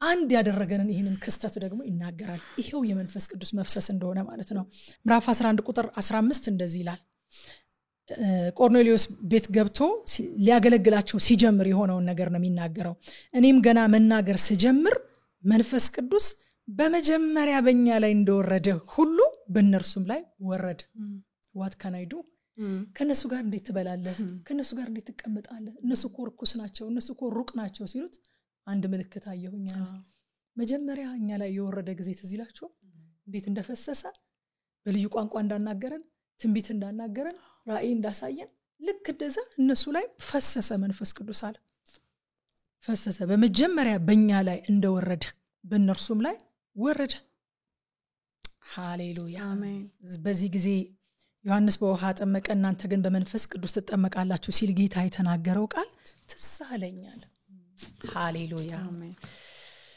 እና እግዚአብሔር መንፈሱን ሲያፈስ በአይሁድም ላይ በአሕዛብም ላይ እግዚአብሔር መንፈሱን ሲያፈስ አዲስ ልደትን የእግዚአብሔር ልጅነትን ተቀበልን መታደስን መታጠብን ቀጣይነት ያለው ይሄ መታጠብ ደግሞ ቀጣይነት ያለው ነው አንድ ጊዜ ታጥበን አንድ ጊዜ ታድሰን የምናቆመው ሳይሆን እለት እለት ያጠራን ቅድም ሄርሚዬ እንዳልሽው በቃሉ በመንፈሱ ዕለት እያጠራን የሚሄድ ቀጣይነት ያለው መታደስን ኃይል መሙላትን ሰጠን። ኃይል የተሞላ ነው ደግሞ ለምስክርነትና ለአገልግሎት ነው። በአይሁድ ላይ እንደነበረው ማለት ነው። ያኔ እኛን እንደሞላን አለ። ያኔ እኛ ላይ እንደፈሰሰው ፈሪዎቹን ደፋር እንዳደረገው በገረድ ፊት የካደውን በ3000 ሰው ፊት ቆሞ እንዲመሰክር ያደረገው ያኔ በእኛ ላይ የፈሰሰው መንፈስ በእነሱም ላይ ፈሰሰ። በእኛም ላይ ይኸው መንፈስ ነው የፈሰሰው። በቃ ቲቶ ላይ ይህንን መንፈስ አለ። በቃ ይህንንም መንፈስ ራሱ ሐዋርያት ሥራ ምዕራፍ 2 ላይ የፈሰሰውን ይህንኑ መንፈስ እኛም ተቀብለናል። እግዚአብሔር በአዳኛችን በኢየሱስ ክርስቶስ በኩል በእኛ ላይ አትረፍርፎ አፈሰሰው ይላል። አትረፍርፎ አፈሰሰው። አያችሁ ክርስትና ራስን የማሻሻል ህይወት አይደለም። የሆነ ጸባይ ማረሚያ ምናምን አድርገው ሰዎች ክርስትናን የሚስሉበት አይነት ነገር አላቸው። ልጆቻቸው ጎርምሰው ሲያስቸግሯቸው ደው እነሱ ጋር በሄደልኝ ብለው የሆነ ጸባይ ማረሚያ እንደሚገባ አድርገው ያስባሉ። እውነት ነው ይታረማል፣ ግን ራሱን አይደለም የሚያርመው። የሚያርም መንፈስ አለ። በመንፈስ ቅዱስ ኃይል እየተሞሉ ከክብር ወደ ክብር መለወጥ ነው ክርስትና እንጂ ራስን የማሻሻል ራስን የመርዳት ህይወት አይደለም። እግዚአብሔር የመንፈሱን ጠብታ ሳይሆን አትረፍርፎ ስላፈሰሰልን የመለወጥ ህይወት ነው። ትራንስፎርሜሽን ነው። ኢሪቨርሰብል ነው። ደግሞ ደስ የሚለው ስለ ትራንስፎርሜሽን በጣም የምወደው ነገር አይቀለበስም። የሰው ለውጥ ሰው የሆነ ማገገሚያ ገብቶ ከሆነ ሱስ ቢላቀቅ ሊመለስበት ይችላል። አለው ቴንደንሲ በጣም መጠንቀቅ አለበት። የመመለስ ቴንደንሲ ስላለው ያገረሽበታል ይባላል። መንፈስ ቅዱስ የለወጠው ሰው ግን አያገረሽበትም። የእግዚአብሔር ቃል የለወጠው ሰው ግን አያገረሽበትም። ምክንያቱም ትራንስፎርም ነው የሚያደርገው፣ ወደ ሌላ ነገር ነው የሚቀይረው፣ አዲስ ፍጥረት ነው የሚያደርገው። የኋላ ታሪኩን ለምስጋናና ሌሎችን ለማገልገል ለሌሎች ለመራራት ያስበዋል እንጂ አዲስ ፍጥረት ሆኗል። አሮጌው ነገር ሁሉ አልፏል። ከዛ በኋላ ቁጥር 7 ላይ እንደዚህ ይላል፣ ይሄውን በጸጋው ጸድቀን የዘላለምን ህይወት ተስፋ ይዘን ወራሾች እንድንሆን ነው ይላል። በጸጋው ጸድቀን እንግዲህ ብዙ ጊዜ ብለናል፣ ብቸኛው የጽድቅ ምንጭ ጸጋ ነው። ሮሜ ምዕራፍ 3 ቁጥር 24 እናንብብ። ሮሜ ምዕራፍ 3 ቁጥር 24 እንደዚህ ይላል፣ በኢየሱስ ክርስቶስ በሆነው ቤዛነት እንዲያው በጸጋው ጸድቀዋል። ምንም አይነት ኮንፊውዥን እንዳይኖር ጸጋው ራሱ በሆነ ነገር የማይገኝ እንደሆነ ለማሳወቅ ጸጋ ራሱ እኮ ነፃ ስጦታ ነው። ምንም ዴፊኒሽን አያስፈልገውም በነገራችን ላይ ጸጋ። ምክንያቱም በሌላ ስፍራ ላይ ሐዋርያ ጳውሎስ እዚህ ሮሜ መጽሐፍ ላይ ሲናገር ጸጋ በስራ የሚገኝ ከሆነ ጸጋ መሆኑ ቀርቷል ይላል። ምን ሆኗል ይላል? ደሞዝ ነው ይላል። በስራ ከተገኘ ጸጋ አይደለም፣ ደሞዝ ነው፣ ክፍያ ነው። ጸጋ ደሞዝም አይደለም። ሌላው ትንሽ ኮንፊውዝ የምናደርገው ጸጋ ሽልማትም አይደለም። አንዳንድ ጊዜ ደሞዝ አለመሆኑን በጣም እንረዳና ሽልማት ደግሞ ይመስለናል። በቃ የሆነ ነገር ሲያደርግ አንድ ሰው እግዚአብሔር ጸጋ እንደሚሰጠው ሽልማትም አይደለም። ፒውርሊ ጸጋ ነፃ ስጦታ ነው። የሚሰጠውም በደሞዝም መልክ አይደለም፣ በሽልማትም መልክ አይደለም፣ እንዲያው ነው። በቃ ሮሜ 3:24 ላይ አስረግጦ የሚነግረን ጸጋ ነፃ ነው። ኦኬ ነፃ ስጦታም ቢሆን ግን እኮ ለማበረታታት የሆነ ነገር ስላደረገ ሽልማት አይደለም፣ እንዲያው ነው የሚሰጠው ብሎ ይናገራል ማለት ነው። ከዛ በኋላ የዘላለም ህይወት ተስፋ የሚል ደግሞ እናገኛለን። በጸጋው ጸድቀን የዘላለም ህይወት ተስፋን እንግዲህ ቲቶ ምዕራፍ 1 ስንመለከት በደንብ አይተነዋል። ተስፋችን በሰጪው ማንነትና ታማኝነት ላይ የተመሰረተ ስለሆነ የተረጋገጠና የማያጠራጥር ነው ብለናል። ምዕራፍ 1 ቁጥር 2 ላይ እንዲህ ይላል፣ እምነቱና ዕውቀቱ የተመሰረቱትም የማይዋሻው አምላክ ከዘላለም በፊት በገባው የዘላለም ህይወት ተስፋ ላይ ነው ይላልና የማይዋሽ እግዚአብሔር ስለሆነ ተስፋውን የሰጠን የተረጋገጠ ነው፣ የማያጠራጥር ነው። ኮንፊደንት ኤክስፔክቴሽን ተስፋችን ማለት ነው። ከዛ ወራሾች እንድንሆን ይላል ደግሞ ሮሜ ምዕራፍ 8 ቁጥር 17 እናንብብ። ልጆች ከሆንን ወራሾች ደግሞ ነን፣ የክብሩ ተካፋዮች እንሆን ዘንድ በእርግጥ የመከራው ተካፋዮች ብንሆን የእግዚአብሔር ወራሾች ከክርስቶስም ጋር አብረን ወራሾች ነን ይላል። ወራሽ ያደረገን ደግሞ እንደው የሆነ አዘኔታ ምናምን አድርጎልን አይደለም፣ ባለመብት አድርጎን ማንም እንዳይከራከረን አድርጎ ማለት ነው። አሁን አንዳንድ ጊዜ ሰዎች ለሆነ ለፈለጉት ሰው ለወደዱት ሰው ግን ልጃቸው ላልሆነ ሰው ውርሳቸውን ያስተላልፋሉና ክርክር አለው፣ ማረጋገጫ ያስፈልጋል። ኑዛዜው ትክክል ለመሆኑ ብዙ ፕሮሰሶች አሉት። በማያከራክር ሁኔታ በማያሻማ ሁኔታ የተጻፈ ነገር ቢኖርም ባይኖርም ቀጥ ብሎ መጥቶ መውረስ የሚችል ግን ልጅ ነው። ልጅ ከሆነ ከየትም ሰውየው ራሱ ባያውቀው ሰውየው ከሞተ በኋላ ዲኤንኤ አለኝ ልጅ ነኝ ብሎ መጥቶ ማረጋገጥ ይቻል እንጂ ልጅ መሆኑን ይወርሳል። እግዚአብሔር ወራሾች ሲያደርገን በማያከራከር በማያሻማ ሁኔታ ልጆች አድርጎን ነው። ስለዚህ ሐዋርያው ጳውሎስ ልጅ ከሆነን ወራሾች ነን አለ። የዘላለም ሕይወት ተስፋን የምንወርሰው በጸጋው ጸድቀን ልጅ ስለተደረግን ነው። ጸጋው ከኃጢአት ማንጻት ብቻ ሳይሆን ማንነታችንን ቀይሮ ሌላ አይደንቲቲ ሰጥቶን የእግዚአብሔር ልጆች አድርጎን ወራሽ አድርጎናል። ሃሌሉያ። ስለዚህ ከፍርድ አምልጠን የዘላለም ሕይወት ወራሾች ሆነናል ማለት ነው። ሳያንሰን አይደለ? ከፍርድ ማምለጣችን ሳያንሰን የዘላለም ሕይወት ወራሾች አድርጎናል። አንዴ ስለ መንፈስ ቅዱስ ሙላት ሳስብ ሁሉ ጊዜ በጣም ፈገግ የሚያሰኘኝ አንድ ነገር አንድ ጓደኛችን ነበረ። እኛ ጌታን ተቀብለን ከዛ መቼስ ሁሉም ሰው የመንፈስ ቅዱስ ሙላት ነው ቀጣዩ ጥማቱና ለመንፈስ ቅዱስ ሙላት በጣም እየተጠማን የመንፈስ ቅዱስ ሙላት ይጸልያል የተባለበት ቦታ ሁሉ እንሄዳለን። ስለ መንፈስ ቅዱስ ሙላት የሚያነሱ መጽሐፍቶችን እየገዛን እናነባለን። በቃ በጣም እንጠማለን። ጾም ጸሎት እያያዝን እንጾማለን፣ እንጸልያለንና አንዱ ከኛ ጋር አብሮ ደህንነት የተማረ ወዳጃችን እሱ በእድሜውም ከፍ ያለ ነው፣ ከሁላችንም በእድሜውም ከፍ ያለ ነውና እንደው አንተስ ለምንድነው ከኛ ጋር እንደዚህ ማን ሄደው እንደዚህ አይነት ቦታ ለመንፈስ ቅዱስ ሙላት ይጸልያል ተብሏል እኮ ስንለው ኧረ እኔ በዚህ እድሜ መዳኔስ መቼ አነሰኝ ብሎን በጣም እንዴት በቃ እንዳስደነቀን አስታውሳለሁ። መዳኔስ መቼ አነሰኝ በዚህ እድሜ ያለና እኔ በጣም ይገርመኛል በእውነት ከኃጢአት መንጻት መቼ አነሰን ጌታ ሆይ ይላል። በቃ መቼ አነሰን ከዕዳችን ተከፍሎ ነፃ መሆናችን መቼ አነሰን፣ ከጠላት ቀንበር ስር ማምለጣችን መቼ አንሶን ነው ደግሞ ልጆች አድርገህ ወራሽ ያደረከን የጸጋው ባለጠግነት ተትረፍርፎ የፈሰሰው ጸጋ ከኃጢአት መንጻታችን ሳያንስ፣ ከባርነት መውጣታችን ሳያንስ፣ ከዛ ደግሞ አይደንቲቲያችንን ቀይሮ ቤተሰባችንን ቀይሮ እናንተ ከአባታችሁ ከዲያብሎስ ናችሁ እኮ ነው የሚላቸው አይደለም ጌታ ኢየሱስ። በቀላሉ እኮ እዛ ነበርን እኮ አለቃው መንፈስ ይመራን ነበር፣ ይገዛን ነበር። የልቡናችንና የስጋችንን ሐሳብ እያስፈጸመ ኤፌሶን 2 ላይ እንደሚናገረው ይገዛን ነበር። ከዛ መውጣታችን ሳያንሰን ልጆቹ አድርጎን ወራሾች፣ ሊጋል የሆኑ ወራሾች፣ ባለሙሉ መብት የሆኑ ወራሾች አደረገንና ስሙ ይባረክ። እዛ ቁጥር 8 ላይ ይህም የታመነ ቃል ነው ይላል። የቱ? ከቁጥር 4 እስከ 7 ድረስ የተጠቀሰው መሰረታዊ የድህነት ትምህርት ይህም የታመነ ቃል ነው። ሃሌሉያ። ይሄ አባባል በነገራችን ላይ በጣም ዩኒክ አባባል ነው። ልክ እንደ ዲክላሬሽን ነው። እምነትን እንደማወጅ የእምነት አዋጅ ነው። በቃ እንደዚህ ተብሎ የተቀመጠ ቃል ማለት የሚታወጅ ነው። በጥንቷ ቤተክርስቲያን ዋና ዋና ትምህርቶች በዚህ መልኩ ነበር የሚቀመጡት። ይጻፉና ይህም ቃል የታመነ ነው ተብሎ መጨረሻ ላይ ይታተማሉ። በቃ እዛ ጉባኤው ሪፒት ያደርጋቸዋል፣ ያውጃቸዋል። የታመነ ነው ይሄ ቃል ተብሎ ይነገራል። ያ ብቻ ሳይሆን የትኛው ማስተምሮ ደግሞ በዚህ ፍሬም ውስጥ እንዲቀመጥ ይደረጋል። ከዚህ ፍሬም መውጣት አይችልም። መዳን ያዳኛችን የእግዚአብሔር ቸርነቱና ሰውን መውደዱ በተገለጠ ጊዜ የተፈጸመ ነገር እንደሆነ ይሄ ፍሬም ነው። በቃ ፍሬም ነው። ደግሞ በመንፈስ ቅዱስ እንደሆነ ለአዲስ ልደት የሚሆንን መታጠብ የሰጠን መታደስን የሰጠን በመንፈስ ቅዱስ እንደሆነ ያፈሰሰው እግዚአብሔር እንደሆነ የፈሰሰው በኢየሱስ ክርስቶስ እንደሆነ አፈሳሰሱ ተትረፍርፎ እንደሆነ ይሄ ፍሬም ነው። በቃ ማንኛውም ትምህርት በዚህ ፍሬም ታስቦ ይቀመጣል። ከዚህ ፍሬም ውስጥ መውጣት አይችልምና ይህም የታመነ ቃል ነው ይለዋል ሐዋርያው ጳውሎስ ማለት ነው። ስለዚህ የቲቶ መጽሐፍ ላይ እዚህ ስፍራ ላይ ብቻ የተጠቀሰ ቢሆንም ይሄ ቃል መልእክታተ ምጋቤ ውስጥ ግን 4 ጊዜ እናገኘዋለን። ጢሞቴዎስ ላይ እንሂድ። አንደኛ ጢሞቴዎስ ምዕራፍ 1 ቁጥር 15 ላይ እንደዚህ ይለዋል። ክርስቶስ ኢየሱስ ኃጢአተኞችን ለማዳን ወደ ዓለም መጣ የሚለው ቃል እውነተኛና ሁሉ ሰው ሊቀበለው የሚገባ ነው። ኃጢአተኞችም ዋና እኔ ነኝ ይላል። አሁን ኢየሱስ ክርስቶስን የሆነ ጻድቃን ጎራ አስገብተው ሊቆልፉበት የሚሞክሩ አስተማሪዎች ነበሩ። እንዴት ከኃጢአተኛ ጋር ይበላል የሚሉ ማለት ነው።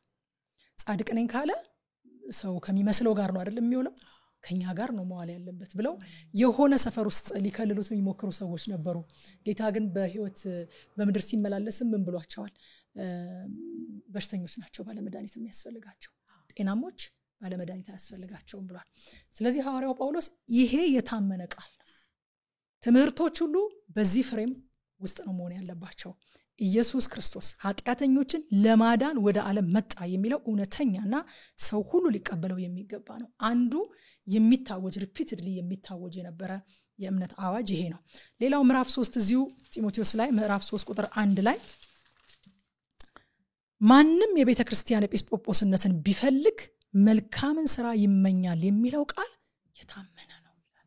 በቃ ይሄ ዩኒክ የሆነ አገላለጽ ነው። በቃ ኤጲስቆጶስነትን ቢፈልግ ያ ሰው መልካምን ስራ ይመኛል የሚለው ቃል የታመነ ነው ይላል።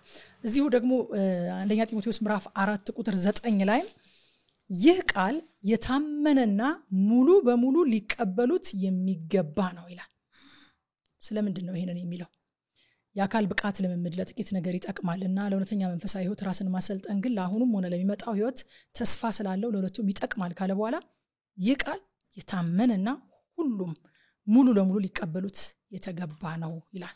ከዛ አራተኛውን የምናገኘው ሁለተኛ ጢሞቴዎስ ምዕራፍ 2 ቁጥር 11 ላይ ነው። እንዲህ የሚለው ቃል የታመነ ነው፣ ከእርሱ ጋር ከሞትን ከእርሱ ጋር ደግሞ በህይወት እንኖራለን። እነዚህ መሰረታዊ የሆኑ ትምህርቶች ናቸው። የታመነ ቃል ነው፣ የታመነ ቃል ነው ብሎ ይደመድማቸዋል ሐዋርያው ጳውሎስ ማለት ነው። ከዛ በኋላ የምናገኘው የታመነ ቃል ነው ካለ በኋላ በእግዚአብሔር ያመኑቱ መልካሙን ነገር ለማድረግ ራሳቸውን አሳልፈው ይሰጡ ዘንድ እነዚህን ነገሮች አስረግጠህ እንድትናገር እፈልጋለሁ። ይህ መልካምና ለማንኛውም ሰው የሚጠቅም ነው። በእግዚአብሔር ያመኑቱ መጽሐፍ ቅዱስ በማያሻማ ሁኔታ እግዚአብሔር መልካም ነው ይላል አይደለ? መልካም የሚለው ቃል ትርጉሙ ራሱ beneficial to others ማለት ነው። ለሌሎች የሚጠቅም ማለት ነው። አሁን እኛ መልካምነትን ከገጽታ ግንባታ ጋር ነው አያይዘን የምናየው።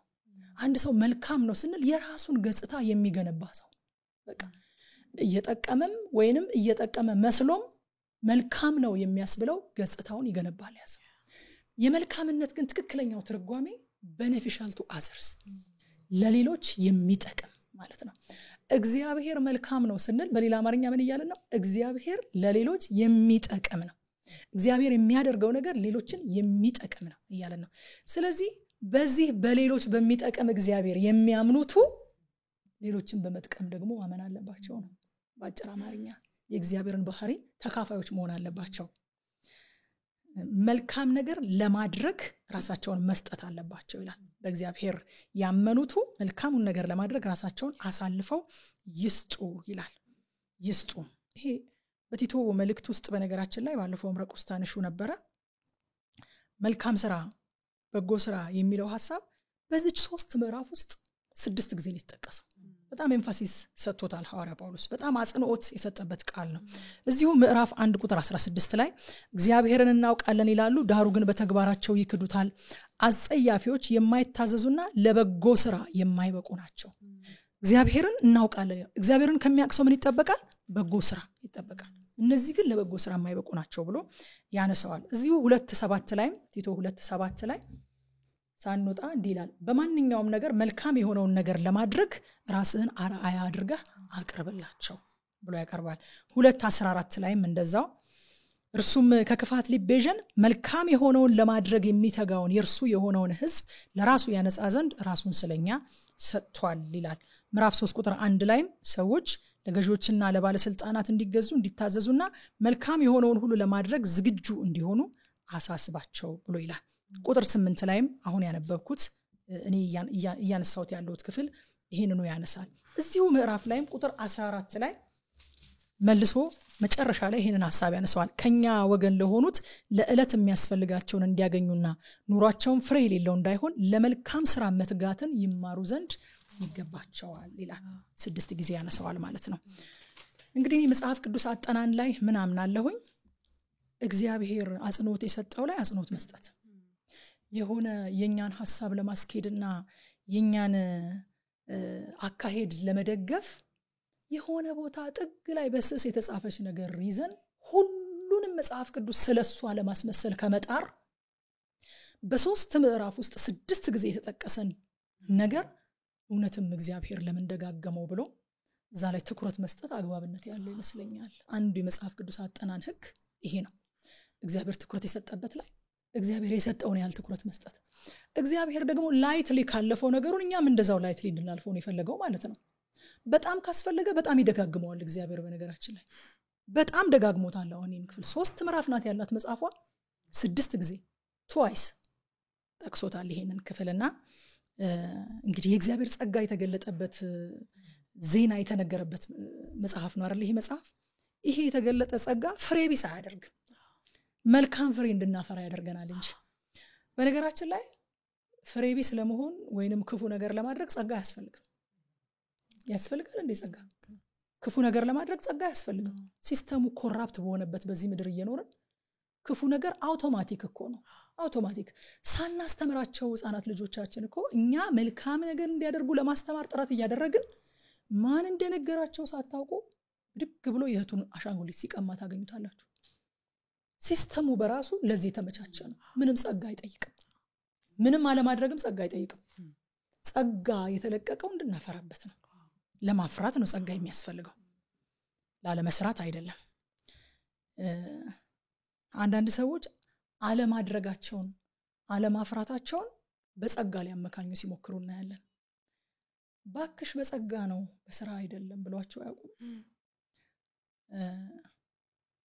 በጸጋነሽ በቅድስና ብሎ የጠየቀኝ ሰው አለ። የማረሳው ከዚህ በፊትም ተናግሬዋለሁ። እንዴ ተለያዩ እንዴ ያልኩት፣ ሊቀድሰን አልነበር እንዴ ጸጋ የተሰጠው? ያንቺ ገና ነሽ በቃ አለኝ። ባክሽ በጸጋ ነው ምን የሚደረገው የማይሰራው እንዴ? ላለመስራት ምን ጸጋ ያስፈልጋል?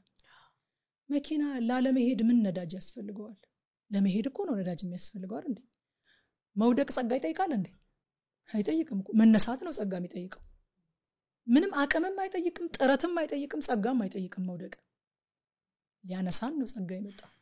አለማፍራትም ጸጋ አይጠይቅም፣ እንድናፈራበት ነው ጸጋ የመጣው። ጸጋ ሊያስችለን ነው እንጂ አለመቻላችንን ኤክስኪውዝ ሊሰጥልን አይደለም የተለቀቀው ማለት ነው። እና ራሳቸውን አሳልፈው ይሰጡ ዘንድ ይለዋል። ምንድነው ራስን አሳልፎ መስጠት ማለት? ከምቾት ቀጠና መውጣት፣ መልካምን ለማድረግ ከመንገዳችን መውጣት። በቃ በመንገዴ ላይ እስከመጣ ድረስ ነው ሳንል ከመንገዳችን መውጣት፣ መልካምን ለማድረግ ራስን አቬለብል ማድረግ። መልካም ነገር በሚደረግባቸው ስፍራዎች ረቁ ስትለን ነበር አይደለ? እንደ እድል መመልከት፣ ኦፖርቹኒቲ። በቃ ኦፖርቹኒቲ ያገኘሁኝ መልካም የማደርግበት እንዲሉ ፈቃደኝነት፣ መሰጠት እንዲኖራቸው፣ ለዛ ለሚያደርጉት ነገር ደግሞ መሰጠት እንዲኖራቸው ራሳቸውን አሳልፈው ይሰጡ ዘንድ ይላል። መስማማት ብቻ ሳይሆን መሰጠት እንዳለባቸው አስረግጠህ ንገራቸው። ለምን መሰላችሁ? መልካም ማድረግ እንዳለብን እኮ አይደለም ክርስቲያኖች፣ በዓለምም ያለ ሰው በመርህ ደረጃ ይቀበለዋል። እንዲህ የሚባል ነገር አለ አይደለ?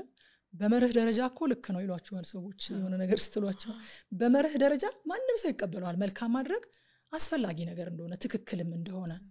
እዚህ ጋር ግን የሚለን ነገር ራሳችሁን አሳልፋችሁ ስጡ ለዛ ነገር።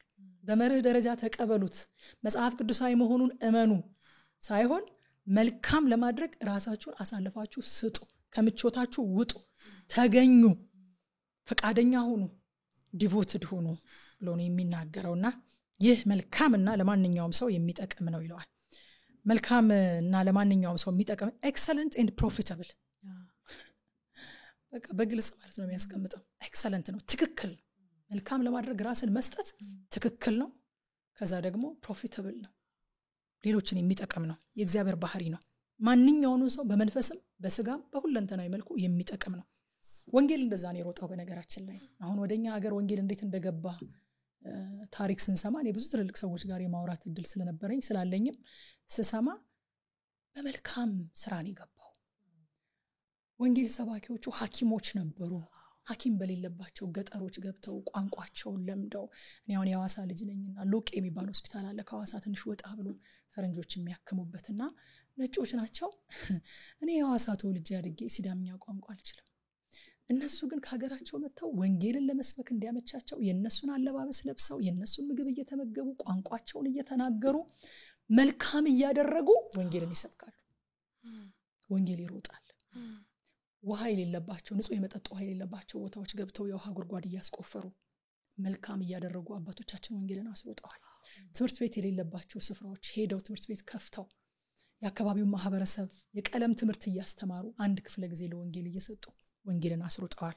መልካም ማድረግ ሰዎችን በስጋ ብቻ አይደለም የሚጠቅማቸው፣ በመንፈስም ይጠቅማቸዋል። ምክንያቱም የእግዚአብሔርን ባህሪ ያያሉ። እግዚአብሔር ሌሎችን ለመጥቀም ስለሚሰራ የእግዚአብሔርን ባህሪ ያያሉ፣ ይረታሉ ለወንጌል ማለት ነው። አማኞች መልካም ለማድረግ ራሳቸውን አሳልፈው ሲሰጡ ለማህበረሰብ ሁለንተናዊ አገልግሎት ይሰጣሉ። በዚህም ደግሞ ማህበረሰቡ በመንፈስም በስጋም ተጠቃሚ ይሆናል፣ ወንጌልም ይሮጣል ማለት ነው። መልካም ስራ የማያፈራ እምነት ኮምፕሊት አይደለም። ያዕቆብ ላይ ቀደም ሄርሜስ ታነብልን አልነበረ? ኮምፕሊት አይደለም፣ እንደውም ሙት ነው የሚለው ያዕቆብ። ሙት ነው የሚለው እንደውም እንደ ያዕቆብ በነገራችን ላይ እንደው ልካችንን የሚነግረን ሐዋርያ የለምና ስለ ስራ እንዳላችሁት ስለ ስራ በመጽሐፍ ይታወቃል ያዕቆብ እና የእግዚአብሔር ቃል ነው፣ በእግዚአብሔር መንፈስ የተጻፈ ነው። አንዳንዶች ግን ከሐሳባቸውና ከትምህርታቸው ጋር ስለማይገጥምላቸው ያዕቆብ እኮ እንደዚህ ይላል ብዬ ስለው እሱን ሰማይ ቤት ሳገኘው ጠይቀዋለሁ ያለኝ ሰባኪ ያለ የያዕቆብን መጽሐፍ ኮስችን አድርጎ ማለት ነው። እሱን ሰማይ ቤት ሳገኘው ጠይቀዋለሁ ያለኝ። የትም ከተገናኙ ጥሩ ነው የሚጠይቀው ግን አይመስለኝም። የእግዚአብሔር ቃል የእግዚአብሔር ሰዎች በመንፈስ ቅዱስ ተነድተው ከእግዚአብሔር ተልከው የጻፉት ስለሆነ ያዕቆብም የእግዚአብሔር ቃል ነው፣ የሚነግረንም ትክክል ነው። በፍሬ ያልተገለጠ እምነት የሞተ ነው፣ ኮምፕሊት አይደለም፣ ሙት ነው የሚለው መጽሐፍ ቅዱስ ማለት ነው። እና በአጠቃላይ የሚነግረን ነገር እስካሁን ያየኋቸው ክፍሎች የእግዚአብሔር ቸርነትና ፍቅር መንፈሱን አትረፍርፎ አብስሶታል። መንፈስ ቅዱስ ተትረፍርፎን ይፈሰሰልን። በጸጋው ጸድቀን የዘላለም ሕይወት ወራሾች ሆነናል። የጽድቃችን ፍሬ ለመልካም ስራ ራሳችንን አሳልፈን በመስጠት ይገለጣል። ማዳን የእግዚአብሔር ነው፣ መዳን ግን ይለውጣል። ባጭሩ ማዳን የሰው አይደለም፣ ማዳን የእግዚአብሔር ነው። መዳን ግን ምልክት አለው፣ ይለውጣል። መዳን የተትረፈረፈ መንፈስ ፈሶልናል። በየዕለቱ እንሞላ፣ ምሪትን እንቀበል። የተገለጠው ጸጋ ደግሞ ኃጢአተኛውን ወራሽ የሚያደርግ የእግዚአብሔር ቤተሰብ የሚያደርግ ነው እንጂ ለመሆን የምንለፋበት ጸጋ አይደለም። ወራሾች ሆነናል። ጸጋው በእኛ የሚመሰገነው ይዘነው ስንተኛ ሳይሆን ስናፈራበት። አቤት የእግዚአብሔር ጸጋ የሚባለው ሰው ተኝቶ ስናይ ነው እንዴ? ወይንስ ሰው ደክሞ ስቶ ወድቆ ስናየው አቤት የእግዚአብሔር ጸጋ፣ የጸጋው ክብር ይመስገን እንላለን እንዴ? አንልም። ደካማው በርትቶ ስናይ፣ ምንም ፍሬ ቢስ የነበረው አፍርቶ ስናየው፣ ለራሱ አይሆንም የተባለ የነበረ ሰው ለሰው ተርፎ ለአካባቢ ማህበረሰብ እንኳን ለሚያምኑ ለቤተ ክርስቲያን ለማያምኑ በዙሪያው ላሉ ተርፎ ስናየው የጸጋው ክብር በእኛ ይመሰገናል። ስለዚህ ለእግዚአብሔር ክብር ለሰዎች ጥቅም ስንሆን እግዚአብሔር በእኛ ይከብራል ማለት ነው። በአጠቃላይ የክርስትና ህይወት በጸጋው ድነን መንፈሱን ተሞልተን መልካም ፍሬ የምናፈራበትና በፍሬያችንም ለእግዚአብሔር ክብር ለሰዎች ጥቅም የምናመጣበት ህይወት ነው። ይሄንን ነው ዛሬ እስከ ቁጥር 8 ድረስ ያየሁት። እግዚአብሔር ይመስገን። እንግዲህ ዛሬ ቲቶ ምዕራፍ 3ን እስከ ቁጥር 8 ድረስ እንደዚህ ነበር የተመለከትነው። በሚቀጥለው ሳምንት ከቁጥር 9 ጀምሮ ያለውን ይዘን እንገናኛለን። ጸጋ ይብዛላችሁ።